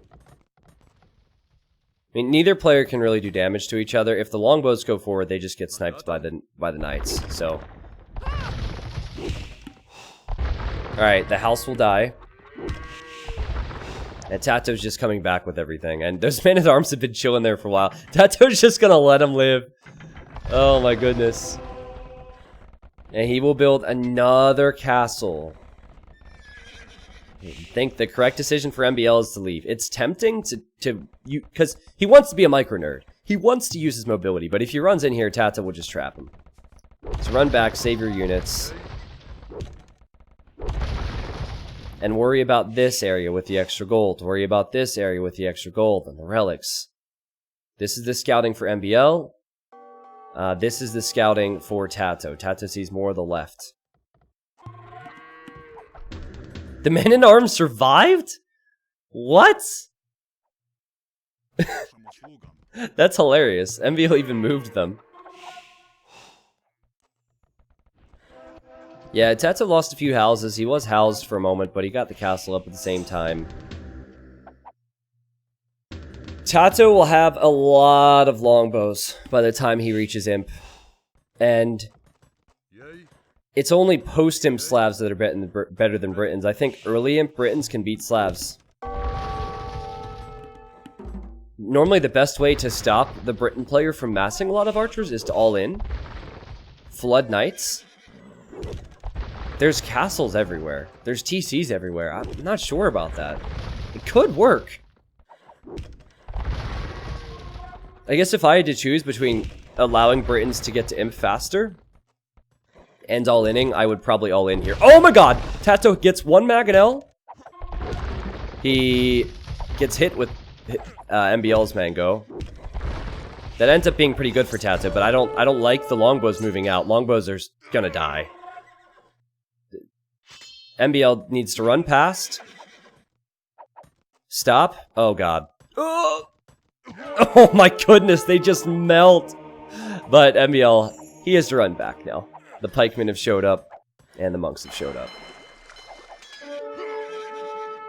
It's the last thing Tato needed to throw away longbow numbers. But he's doing alright. Slavs are probably the best civilization at going all in late castle. I can't think of another civ that's as good. Maybe Huns, but it's Slavs because of the eco.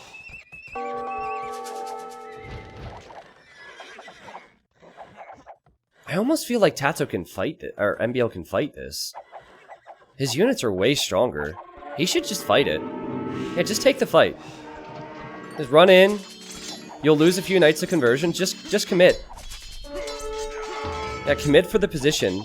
What? I don't understand why he bailed there for a second. Hey, by the way, guys, because I've been looking at the computer screen for so long, like my one eye's getting a bit blurry. Anything right here is fuzzy to me right now. All right, I will take a break in between the next series. Don't worry about my health. But just so you know, anything that happens on this part of the screen is tough for me to see. So this happens when I stare at computer screens too much. So just so you know, both players are on the way to the Imperial Age. I'm 26 and I'm already blind.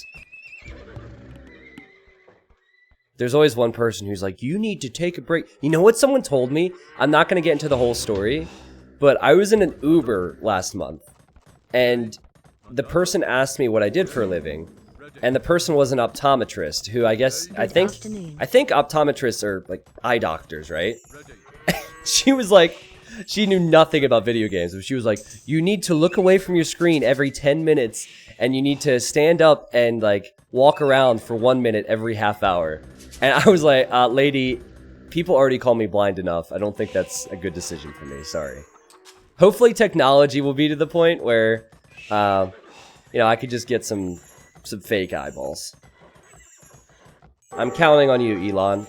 Stop building tunnels underneath LA and fix my eyesight. Thank you. Ophthalmologist. Oh, my bad. All right. Ophthalmologist, whatever. Same difference. Well, both will be an imp. And MbL, he's making an awful lot of units. He has great scouting on the left-hand side. He does have one relic. He also has great scouting on the right-hand side. Left and right under his control. More relics are available to him. He needs this win. Tato has way more military. But Britons are one of the most difficult civs to push with. They really are. What Tato needs is a big clump of halberds and longbows, a forward castle, and push with trebs. And he needs a fortification in the center. And he needs halberdier immediately. It will take MbL a long while to complete Cavalier and plate barding armor. So the pointy boys are out in full force. I don't think MbL can take any engagements. Now, this is an area of opportunity to raid, possibly once Hussar is completed later. This is an area of opportunity for him. Yep, see, this is the stuff you can do with mobility. This is how you should play this. This is really good. And Tato has to force the fights in the center. I like this. You know, the approach for MbL should be to hold the center and defend, and raid the sides. Just raid Tato to death. In these types of games, what happens is one player will have 90 military but no eco. Because Tato will have all of his military at the front, MbL refuses to fight it. But then Tato can't respond to any raids that come into his base. I forget if Britons get fortified wall, but I would get fortified wall right now. Stonewall everything. MbL's thinking about docking over here, which is a good move. Tato could possibly do the same, but I don't see him getting over there.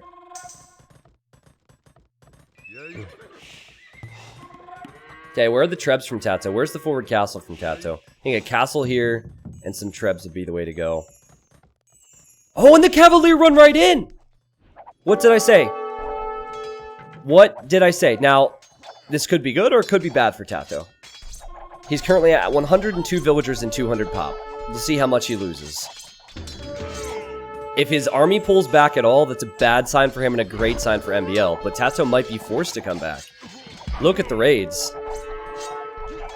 There's villagers dying everywhere. See what I mean? He'll lose pop with Vills, but MbL still can't fight this. I think Tato ends up being better off after this. It gave him more pop space for military, to be honest.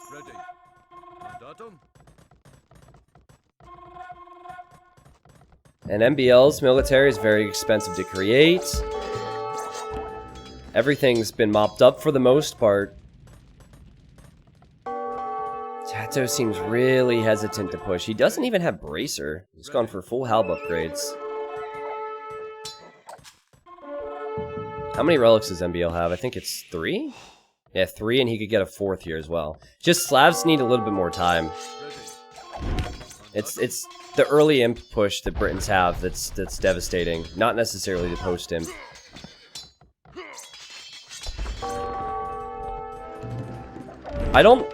I think Tato was too hesitant. I really feel like he should have killed this castle. I felt like that was his opportunity. Why he shifted over to the left to kill a couple towers is beyond me. This was the time. He has 100 military. This was the time. I felt like a castle here, and trebbing this back would have been the way to go. Great job. MbL attempted to raid him. Finally walling up, but... oh my god! Oh my god! Let's see it, Tato. Another house and a gate. Wow. Oh, the house goes down, but another quick gate! Man! That was sick play. Now, he's redeemed himself from the mistake earlier. Unless the villagers... You know what's funny? If MbL sticks around, the villagers will finish the gates and then go to finish the house. And the same thing will happen as before. MbL just can't fight this composition. And if Tato stonewalls, then MbL's almost forced to fight, unless he rams it down. Doesn't even have capped ram, though, guys. Bracer and chemistry now. MbL. You have to deal with this, dude. You have to deal with this. If MbL loses this, Tato will face Yoa in the best of 9 finals tomorrow. MbL and Leary... Wait, did I say if Tato loses this? If MbL loses this, sorry. Tato and Yoa play in the finals tomorrow. That said, MbL and Leary will still play. MbL can't get in. You know what he could do is relocate to the right. His Vil count's higher than Tato's. You guys are seeing just how difficult it is for people to fight Britons, but also how slow it is for Britons to push. Tato will soon be raided by Hussars. Yep, there he goes. There goes MbL. He should probably ram this down. MbL should continue to raid and continue to somehow defend and hold it home. It's taking a hell of a long time for Tato to do anything.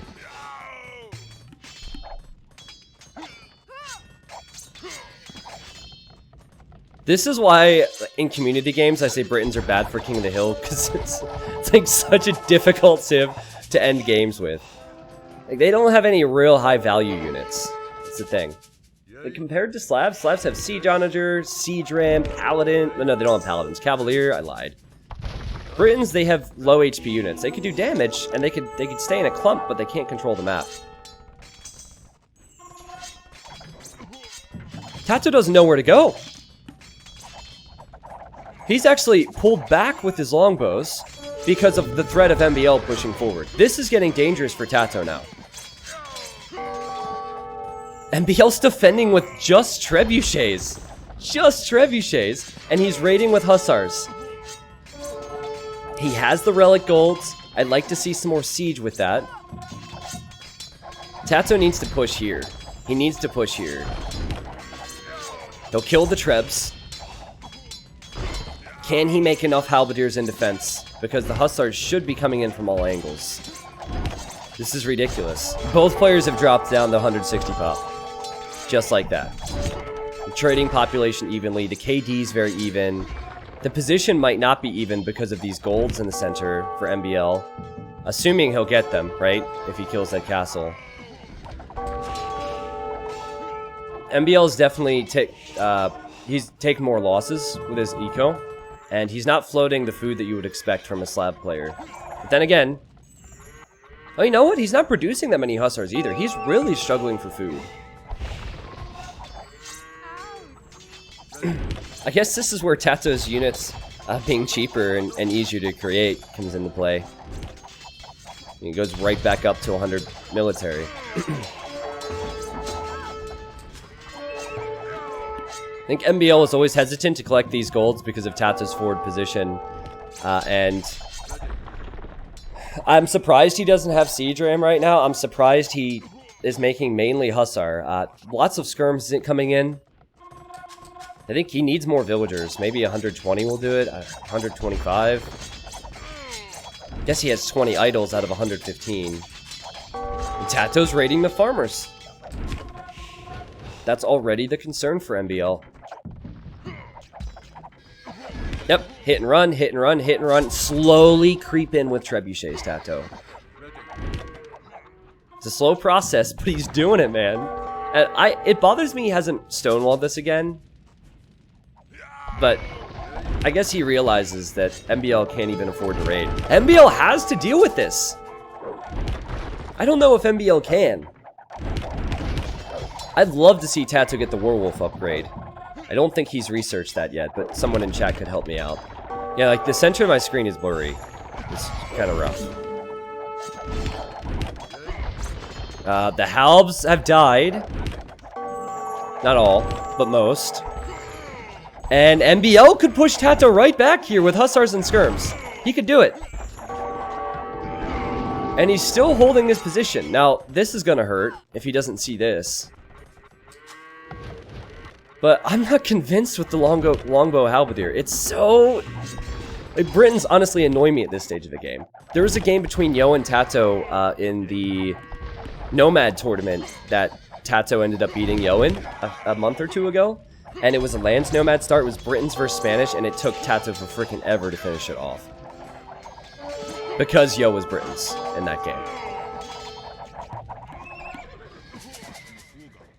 Wow. Could TaToH add Cavalier? No, it wouldn't make sense. Good thing about his composition, he's barely creating any gold units except trebs. Especially when he doesn't have the relics. So the way to go is keep your longbows alive, make halbs, make trebs. Fight per position. That's pretty much all you can do. I think anything else would be a waste of gold.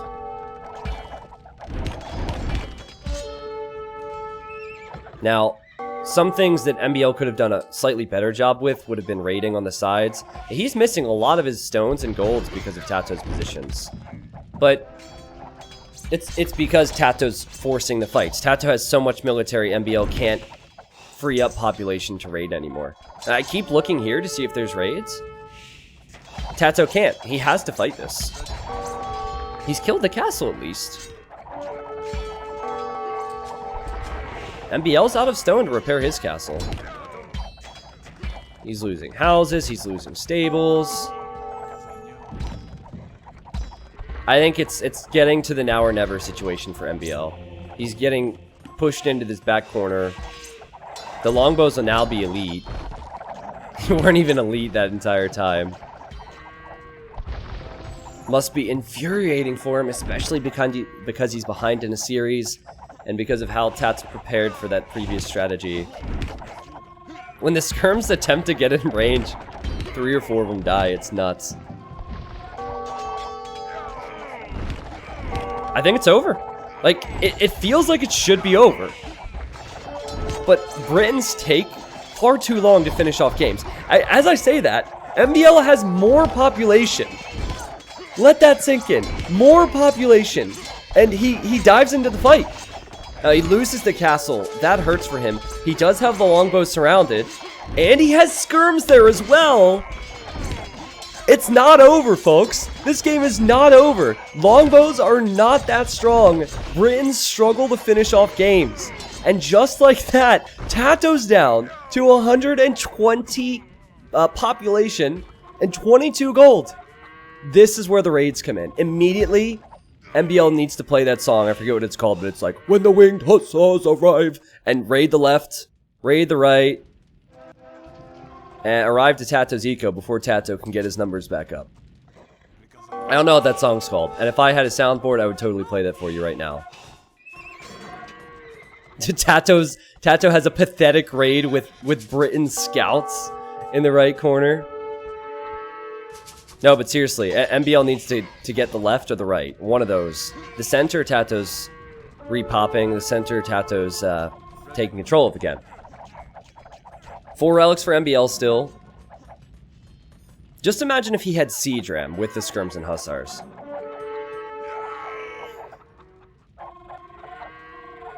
Crazy. Oh my god, this one longbow. Is TaToH... Wait, what is that? What is this? That's MbL's farm. Is TaToH stealing that? We have more important things to attend to, but I believe TaToH is about to steal farms.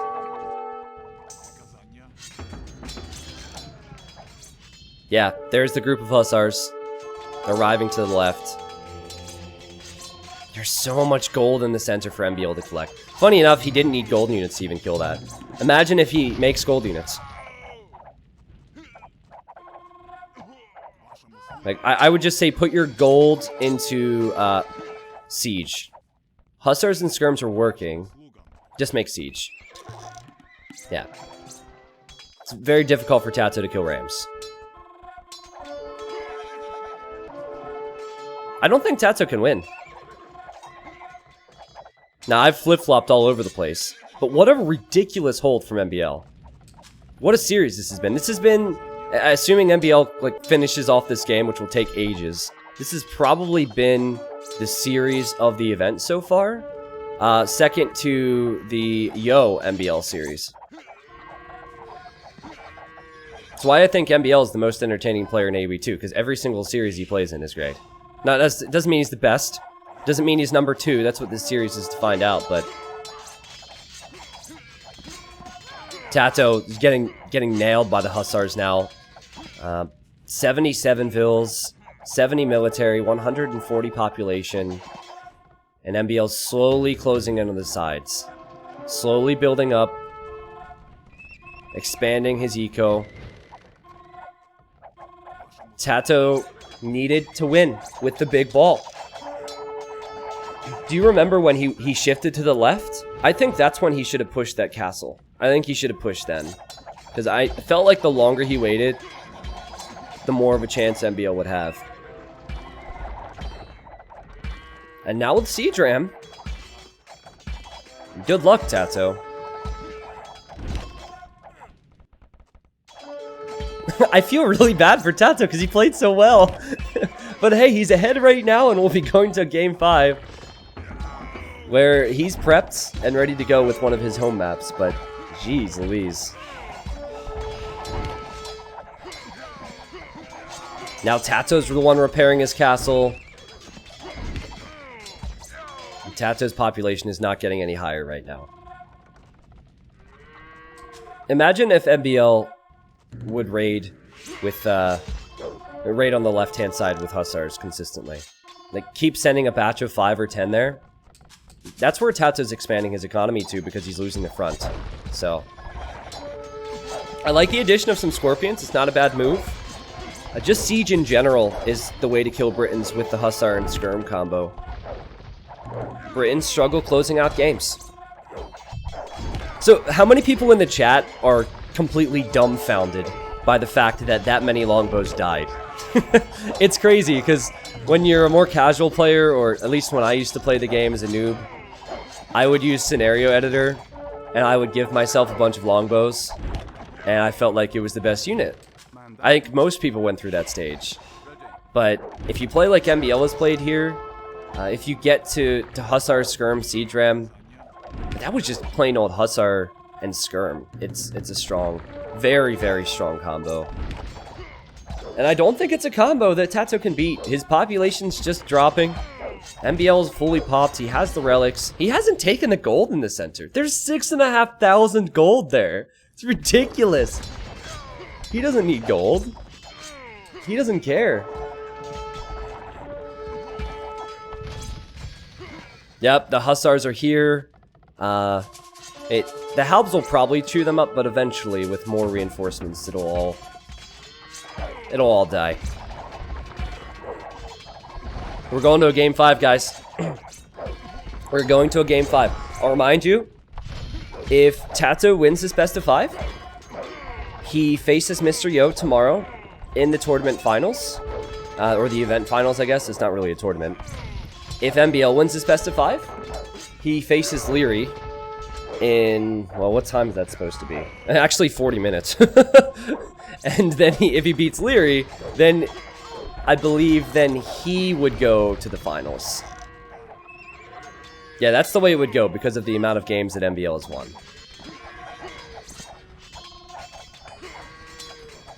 It's over. Tato just hasn't resigned yet. That's where we're at. It is definitely over at this stage. There's no way. Like, Slavs can come back when they're back against the wall like that. Britons can't. The GG's called. And how good is MbL in late game? How good are Slavs in late game? And how bad are Britons? My God. That whole game was so solid. It feels like forever ago now, but the man-at-arms and the forward was beautiful. I loved the reaction from Tato then to build the defensive towers. I liked most things from all the players. I liked the engagements that Tato took in Castle Age for the most part. Same with MbL. It's easy to say now, but I was questioning Tato when he didn't push further here. He shifted to the left-hand side. I think if he pushes down the center, it might be slightly more difficult, but he could finish off the game before it gets to this point, and that would have been the killer blow, and it would have been right in the heart of MbL's base. Instead, he shifted to the left. It felt like this was the safer play, and MbL waited and waited and waited, found the time to engage, and then it was pretty much over from there. We are closing in on a view count that I haven't hit in a long, long time, so thank you guys for being a part of this. Don't go anywhere. The next game should be coming up in a moment, but before we hop into it, there's the KD. How even is that? What a series this has been. The map exploration was solid. The research count was the same. 3 relics collected for MbL. He did have 4 at one point, but he lost the 1. Alright, so we'll back on up. Because Tato has 1 home map remaining, it will be, I think Team Islands, right? The first one was Islands. Yeah, so it's Islands. Tato has one of the best water civs available. When players play these different maps, they prep civs for it and they draft for it. Tato, he drafted Italians. It seems like a fantastic game plan. And MbL has Spanish, which I'm not too sure on yet. I feel like Italian should win on water easily, so MbL might try and land again. And while many of you missed it because we have so many people here, MbL tried to land Tato on the other Islands game that we've had, and Tato expected it. So I would say advantage Tato, once again because of his preparation and the draft. But another MbL series will go to 5 games. And I will feel really bad for him if he loses this because he came so close to beating Yo yesterday. And he's very close to beating Tato today. Before we get into it, I guess most of you are focused. We haven't had too many subs and resubs, but I am shouting out and thanking people in between games. So thank you Arcantos Stick for the Prime sub. Thank you Kevkov. Good to see you back. Thank you for the 10 months. Willis resubbed for 27 months on Tier 3. That was an hour ago now because that game was so long. But thank you, Willis. Sharask and Citizen Lame Official, thank you all for being a part of all of this. Thank you again to Mazmora, the organizer of this event. And thanks to the players for being awesome. Let's go. Chat, by the way, if you are a sub, could you please salute the chat? This has been an awesome event so far. This has been an awesome day. And the grand finals will be tomorrow. I can't wait for it. MbL's in the blue. The score is 2-2. I can't rhyme anything else with that. I tried. I really tried. Spanish versus Italians on TaToH's home map. TaToH is a beast on water. Italians have cheaper fishing ships. They have cheaper dock techs. It is less expensive for them to advance to each age. All three of those bonuses should give TaToH the edge here. What is MbL thinking with Spanish? Tristan, I'm concerned about your health. I mean, I could put it on view lock, and I could go take a 10-minute walk outside, and you guys could cast the games from the chat if you're really worried about my eyesight. I appreciate your concern. I'm also concerned about my health if it makes you feel any better. I'm also concerned, but you know what's more important than my health? This stream's health, and the health of the Age of Empires community. That's how it will go down in history. T90 became blind at 28, just a few short years after he went full-time. But the Age of Empires community was better for it. What a sacrifice. Aww. So when Leary tried this earlier versus Yo, chose Spanish and he went for a YOLO castle drop. There's definitely going to be some landing shenanigans here. The question is what? It's common for players to dock. They need to fish for food. If MbL back docks, that tells us that he's likely going for a sneaky strategy, maybe even a fast castle strategy. If he front docks, that tells us he wants to go head-to-head with the Kings of Water and one of the best water players in TaToH. See this? This is a back dockville. Not a bad dockville, a back dockville. So he will dock the back. I bet you he goes fast castle. Fast castle conks? Maybe? Again, it's one of those things where Spanish and Imperial are fantastic versus Italians. They have the amazing Spanish cannon galleons on water, but I don't think MbL can get there comfortably. Nah, it's fine. I can still see things. I think, you know what it is? I haven't drank a lot of water, and I've been living off caffeine the last few days. So it's a combination of that and the fact that I'm staring at a computer screen. So, it's fine. You know what? Actually, I'm going to stand up real quick. I think also my room's getting kind of dark because it's cloudy outside. I'll turn the light on in my room. But I do appreciate you guys worrying about me. One sec.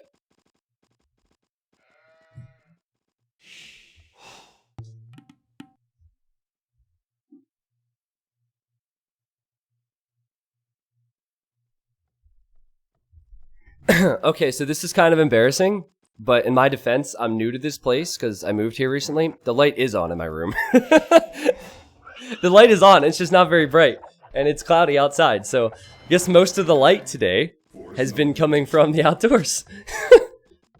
Close your eyes. Whoops! And turn, not at the same time. Now, I could have not told you guys that. Right? You guys would have just assumed that I turned the light off, and you would have assumed that I was being responsible, and that I'm not weird. But I told you guys that, so don't hold that against me, okay? Twitch chat would never do that. 2 fishing ships for both. Now, TaToH has 2 fishing ships queued up. Really helps to have the cheap fishing ships. I don't like MbL's position at all. I really don't. I think it's too risky. And once again, it might come down to the draft and the prep.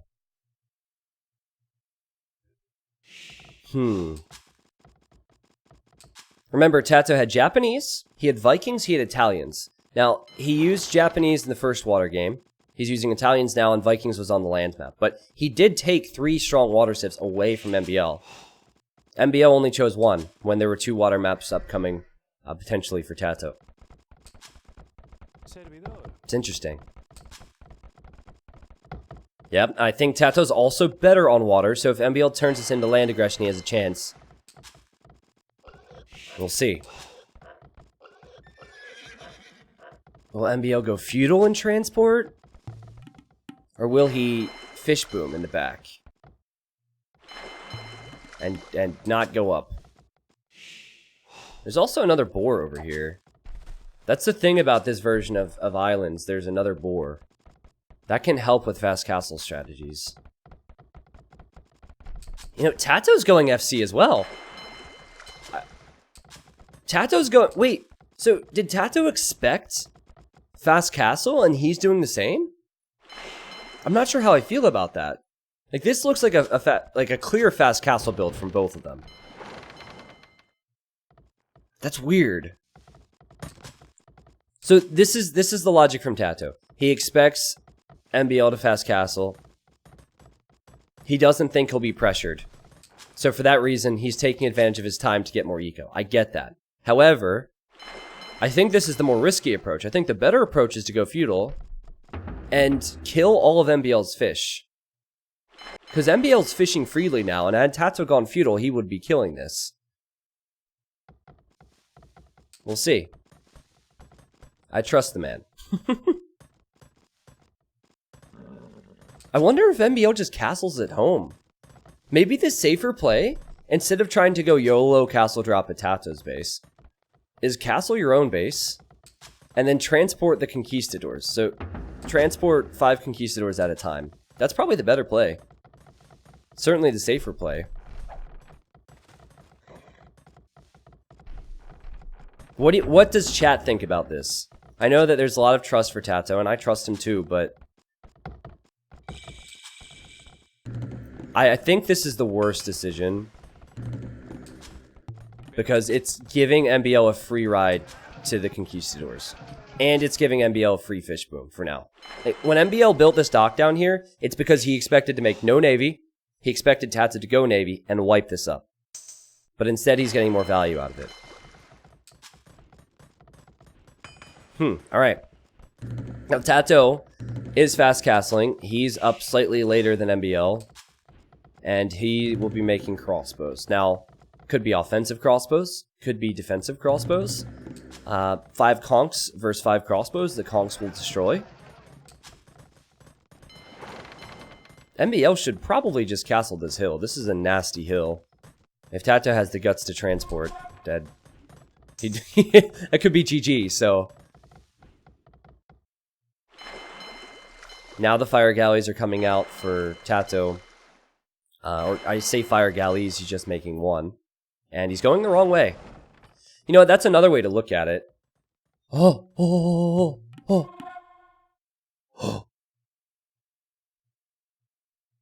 my god! He just passed that dock. So, normally what Tato would do here, send 1 fire galley to the left and then 1 to the south. He wants to find the fish. This is the transport dock. MbL wants to create a transport from this. Please don't tell me he's going for a castle drop. I mean, if he gets it up, it's game deciding, but it's so YOLO. It's so risky. Yep, there's the fish. MbL didn't make a single thing on water, but he has 400 food because of how comfortable this boom has been for him. Oh, he also docked back here. You know what? Does Tato see that? Tato does see that. I'm not sure if he spotted the fish, but MbL's plan was probably to reposition his fish to the back corner. That's smart thinking. But Tato, luckily, has more than 1 fire galley. Oh! MbL needs to build a castle. The archers are here. They have fletching. No! MbL didn't get it up in time. He did not get it up in time. That's huge. 3 single crossbows and a scout. That's all it took. MbL has no loom. Boom. Just like that. That's all she wrote. It should be. Unless... He's building the castle here! Oh my god! No, dude! Build the castle at your own base. Why is this a strategy that players think is a good idea? You know what? He could maybe save himself. You never know with conquistadors. He should drop a tower down. The crossbows only have fletching, so who knows? Did he? Oh, he still has fish. I don't know. Leary and MbL tried to choose Spanish on water maps, and Tato and Yo showed them you can't go for Spanish on water maps and get away with it. You shouldn't get away with it. this would be a disgusting loss for Tato. He would be disgusted with himself if he loses this game. He sees the castles up. He had a game plan. It worked so far. It was either one or the other. It was stop the castle or hit MbL's base. He's way ahead now. He's 10 vills, and he has more fishing ships working for him. Oh my god, MbL's transporting the conquistadors back over. You know what? This is a good idea, though. He needs to kill the crossbows. So transport the conquistadors back to his own base. And kill the crossbows, then probably send them back over to TaToH's side. Okay. What might confuse TaToH is just how many docks MbL had. I'm not sure what happened here. TaToH had the fire galley earlier, but I feel like this has kind of saved MbL. It's given him enough food to create a few conquistadors. It's given him enough food to do a lot of things. Just stabilize. And now he'll start investing into farms, I'm sure. TaToH is just fish booming like a crazy person, though. 11 fishing ships. I guess, are the conquistadors just going to stick around here now? Can they not comfortably get back over? Is that the deal?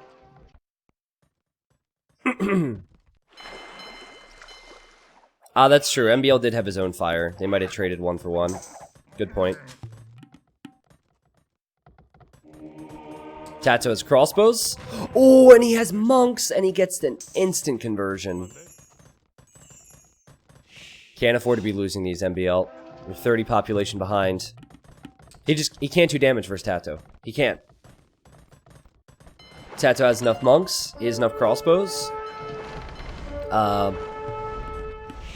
TaToH will probably kill the fish as well if he realizes.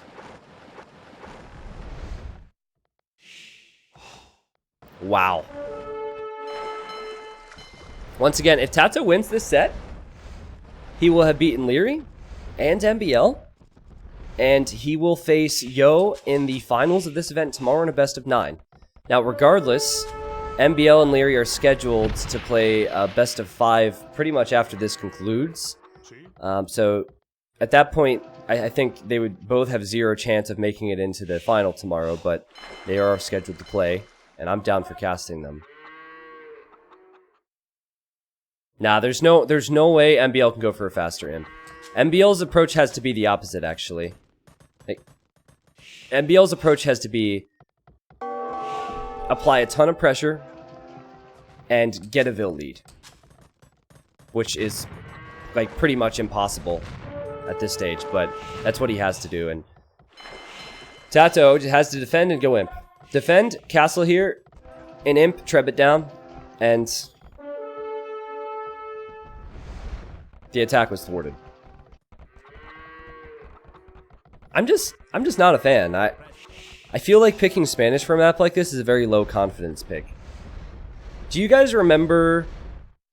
I think it was some Hidden Cup 1 games where I saw players who were at disadvantages picking Spanish, and they would go like YOLO with it. Like, it's a great YOLO sit, but that's not a sign that you're confident with your skill set on the map.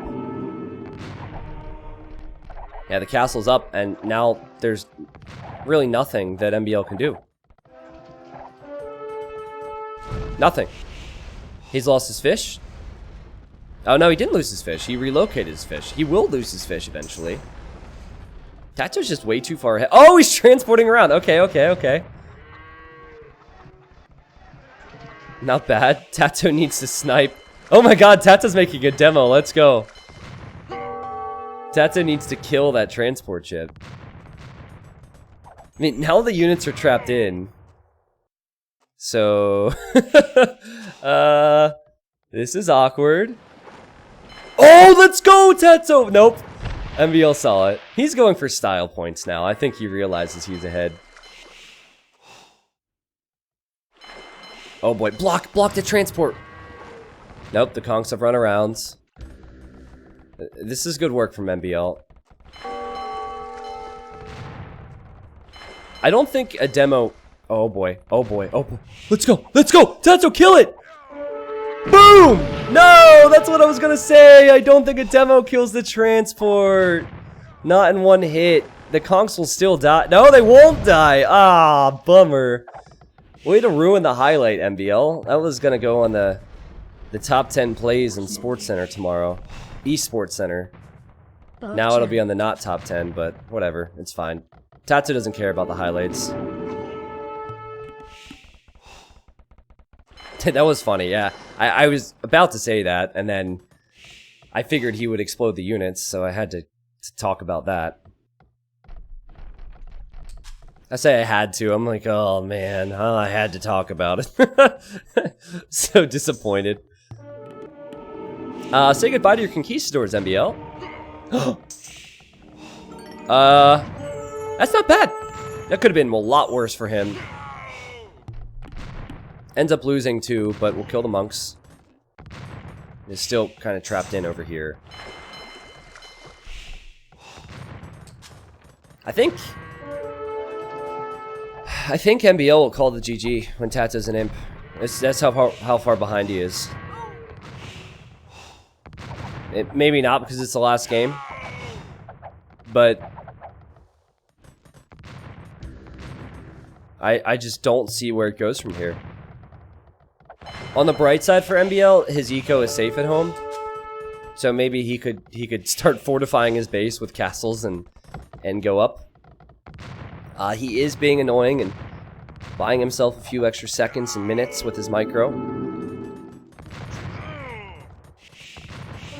But he'll lose his conks. It's just a matter of time, and he'll definitely lose that castle and lose any control he has over here. Hey, if Tato doesn't get over to MbL's island soon, it could be a problem. MbL's castling the shoreline. Is Tato building trebs? Yep, he is. He has a treb here. He's mainly going monks right now. Monks and navy and those trebs. But I would like to see some archers. Archers are a lot easier to control. Just patrol them. Yep, there we go. Man, these conks, though. So annoying. Look at the HP on these conks. 11 HP on 2 conquistadors. Like 2 shots from a crossbow. There we go.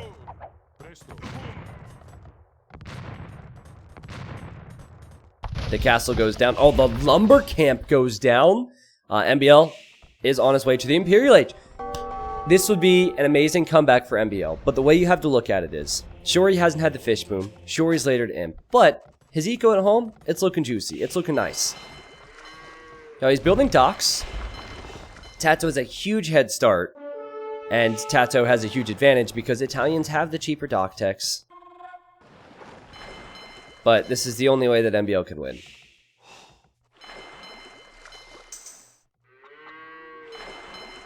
I don't think he has the resources for it. But I'm okay with him trying. Excuse me. Man, I'm yawning. Can only imagine what the players are up to. Tato's looking for the docks. Looking to prevent additional docks from going up. He just sees this one. I guess he hasn't spotted these 2 yet. Nope.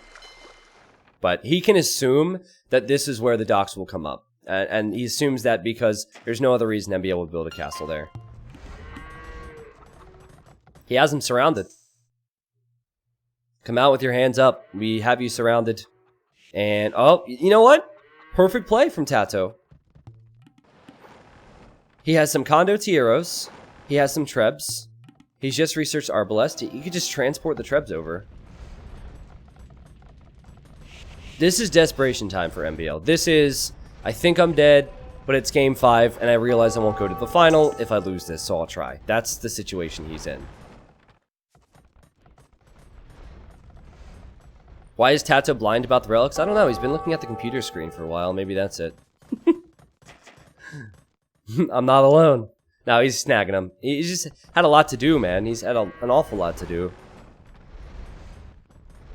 I'd love to see some villagers next time. MbL simply can't afford to fight on land and on water. So Any land aggression that Tato sends in now, MbL won't have much of a defense for. Conquistadors are still crazy strong. But with Mass Arbalest, Genoese Crossbow possibly, there's a lot of things Tato could do at this point. He's redocking. This is a worrying number of fire ships from MbL. Tato has all these resources, 800 wood, 1,000 gold. But where is it on water? That's what fire ships cost. That's what galleons cost. Where is it? He should not throw from this position. Still shouldn't.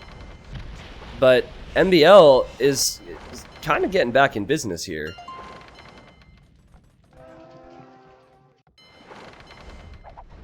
Interesting. I don't know if MbL's Conquistadors can hold up against ARBs. Tato should definitely transport Vils, but he can't if he doesn't have water. Transport Vils, build ranges here. This mass ARBs here, mass navy on water. Everything then would cost food, or not food, sorry, it would cost wood and gold. I need food, I'm hungry. Need some salmon. This is a nice protective castle. If he's really worried, he might castle on this side. But it always felt like it was just a matter of time for him. And now, the Vils are on their way. MbL can't do anything to stop it. And maybe MbL fights the Arbalest, then he snipes the Vils so they can't get buildings up, and then he's still behind on water, and he's still behind with, like, everything. It is GG. I know I can occasionally call games early and get a bit overconfident with my predictions of games, but I don't see how there's any way back. 4 relics for Tato, by the way, so he definitely got the map packs. The Supremacy Vils are fighting! Hey! He doesn't have 11 military. If you add in the Vils, he has 134 military. Until the fire ships arrive. Yeah, MbL sniping the Vils. Trying his best, but losing a lot in the process. And Tato could just transport some trebs here. That would be funny, actually, to have some trebs there in that small peninsula. What a series. What a series this was. And what an interesting event this has been. I'm going to be heartbroken for MbL. Like, it seems like he's going to lose this. Cannon Galleon's now on the way. I'm going to be heartbroken for him because had he beat Yo yesterday, losing now wouldn't matter near as much. But he lost 3-2 versus Yo. And if he loses this, he'll lose 3-2 versus Tato. He's made things a lot more competitive than the results will show. But yeah, anyways, Yo will most likely face Tato in the finals, and Yo 3-0'd Tato in the best of 5. But maybe Tato wasn't bringing his A game. Maybe Tato was so confident he would beat MbL and beat Leary that he threw the games versus Yo. Kappa, of course. He definitely didn't. He definitely tried his best, and Yo played extremely good. I think the second he sees the Cannon Galleons, he'll resign. Right? Right? He's surrounded. Nope. This villager is still chilling over here, by the way. He just wants to know what his family's doing at home, that's all. Like, I wonder what Mom's doing right now. Well, Mom is currently getting shot in the face by Arbalest. Because you weren't there to save her. And Pavise? Pavise gives Italian archers extra armor. These are insanely strong. I mean, the Conks are as well, but MbL doesn't have the numbers. Oh, MbL will convert. He converts the Cannon Galleon. Come on, MbL. Oh my goodness. He's got it. He's buying himself time. So stubborn, man. That reminds me of someone in a community game where they're on 10 pop. That's what this reminds me of. The Legend of MbL. Nah, I don't want to be disrespectful. He's trying his best. He will not be very happy.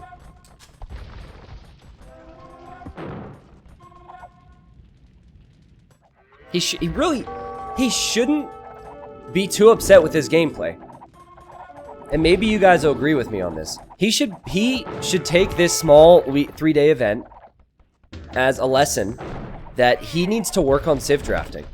Honestly, I remember in Hidden Cup 1 finals where he played extremely good. His Civ draft, or his Civ selecting, the game plan just wasn't there. And then versus Yo, he struggled because of that. And versus Tato, he struggled because of that. Yeah, Hidden Cup 1 finals was Viper and MbL. And I remember he chose Goths for Arabia. That's a very simple thing to fix. Like, if you can't play like a beast, you can't play like a beast. But if you play like a beast, and you do struggle when it comes to preparation, just put a little bit more time into that. Now, there are some positives with this, but...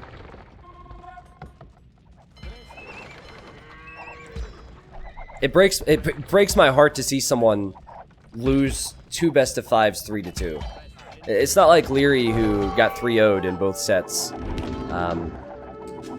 Wow. And I was not expecting Tato to win versus Leary the way he did, and I wasn't expecting Tato to perform against MbL the way he did. He's never gonna surrender, man. Oh, he's got light cap, boys. Let's go. Funny enough, the light cap will probably kill the Arvs. But it's over.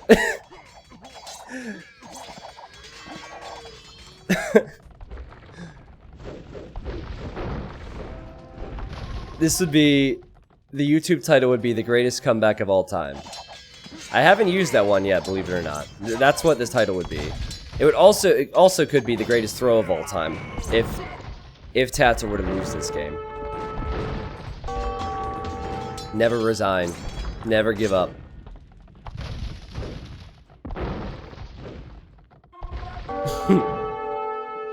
At this point, it's just comical. At this point, it's just comical.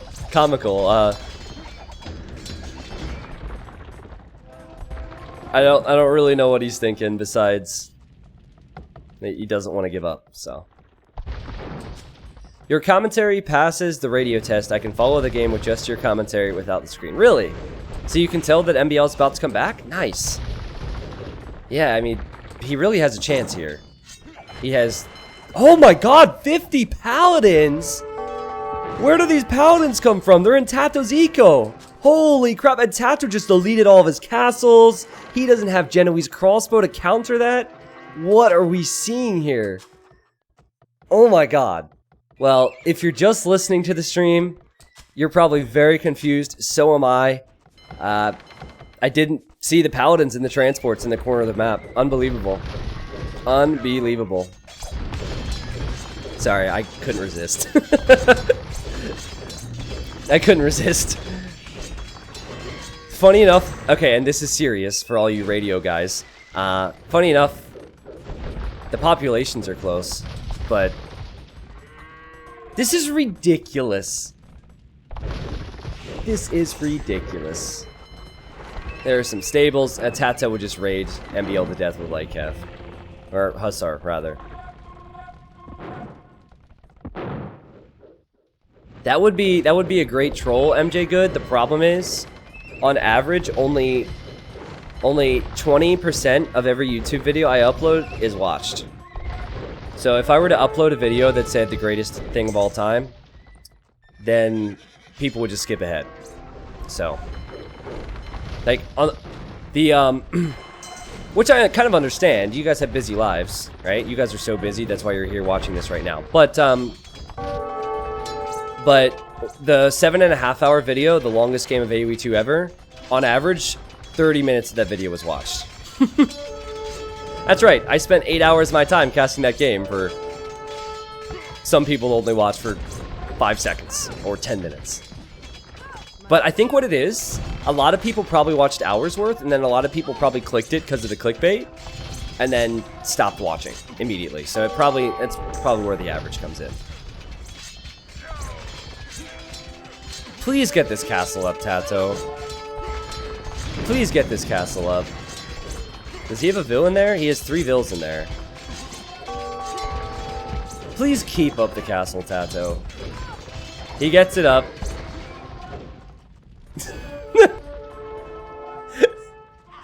Oh my god, where do these fire ships come from? Yo, MbL has more population. I didn't realize he had that many units inside those docks. Holy crap. Holy crap, but it still doesn't solve his problems, right? He's still going to be raided to death. He has no way to kill TaToH's eco. So it looks pretty, but there's still no way. I call him the cockroach of AoE2 for a reason. He'll also kill this castle with the tread. TaToH has resources to last the game. This is just an islands problem. This is what 1v1 islands brings to the table.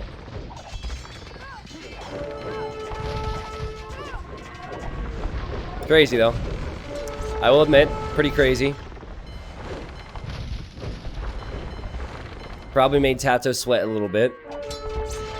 But I think even MbL knows it's over now. He just doesn't want to give it up, as we've been saying for a while. Good combination of some demos. Maybe if MbL had 5 relics and some actual wood to chop, that he'd be okay. But he's fighting with his lumberjacks. He's chopping... I don't think he's chopping a single tree. No, he's chopping a few trees. There's no way TaToH throws this, guys.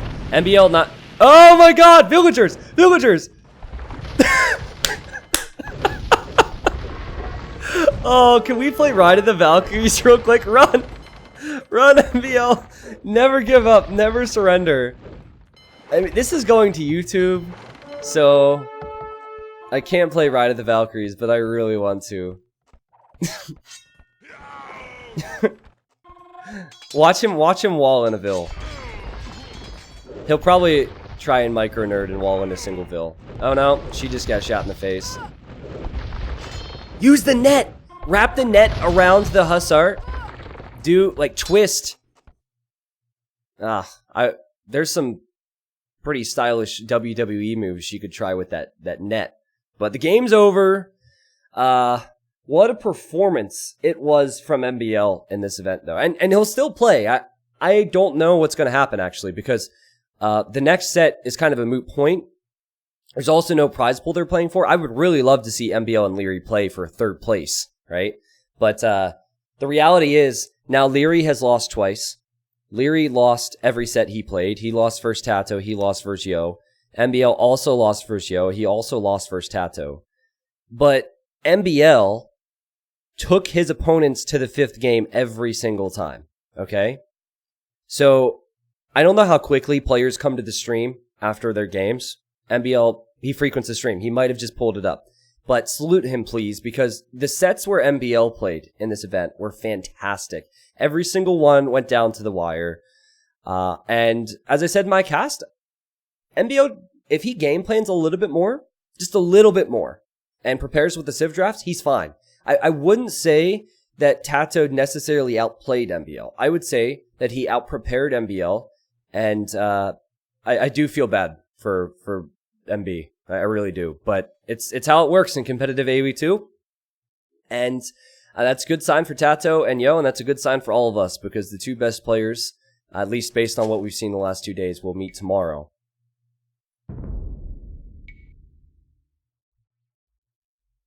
$288 kills for TaToH. A lot of buildings raised. We knew that he would win that game. It was just a matter of time. Once he defended from the Conquistadors, which I still question. I still find that to be a very weird pick and a low confidence pick. So TaToH's home maps definitely worked out. So let's bring up the standings just to make sure I'm seeing things correctly. Here's the overall standings. I don't know if they're updated yet. They are not updated yet. But Yo won against everyone he played against. Yo is the real standout from all these games. So he'll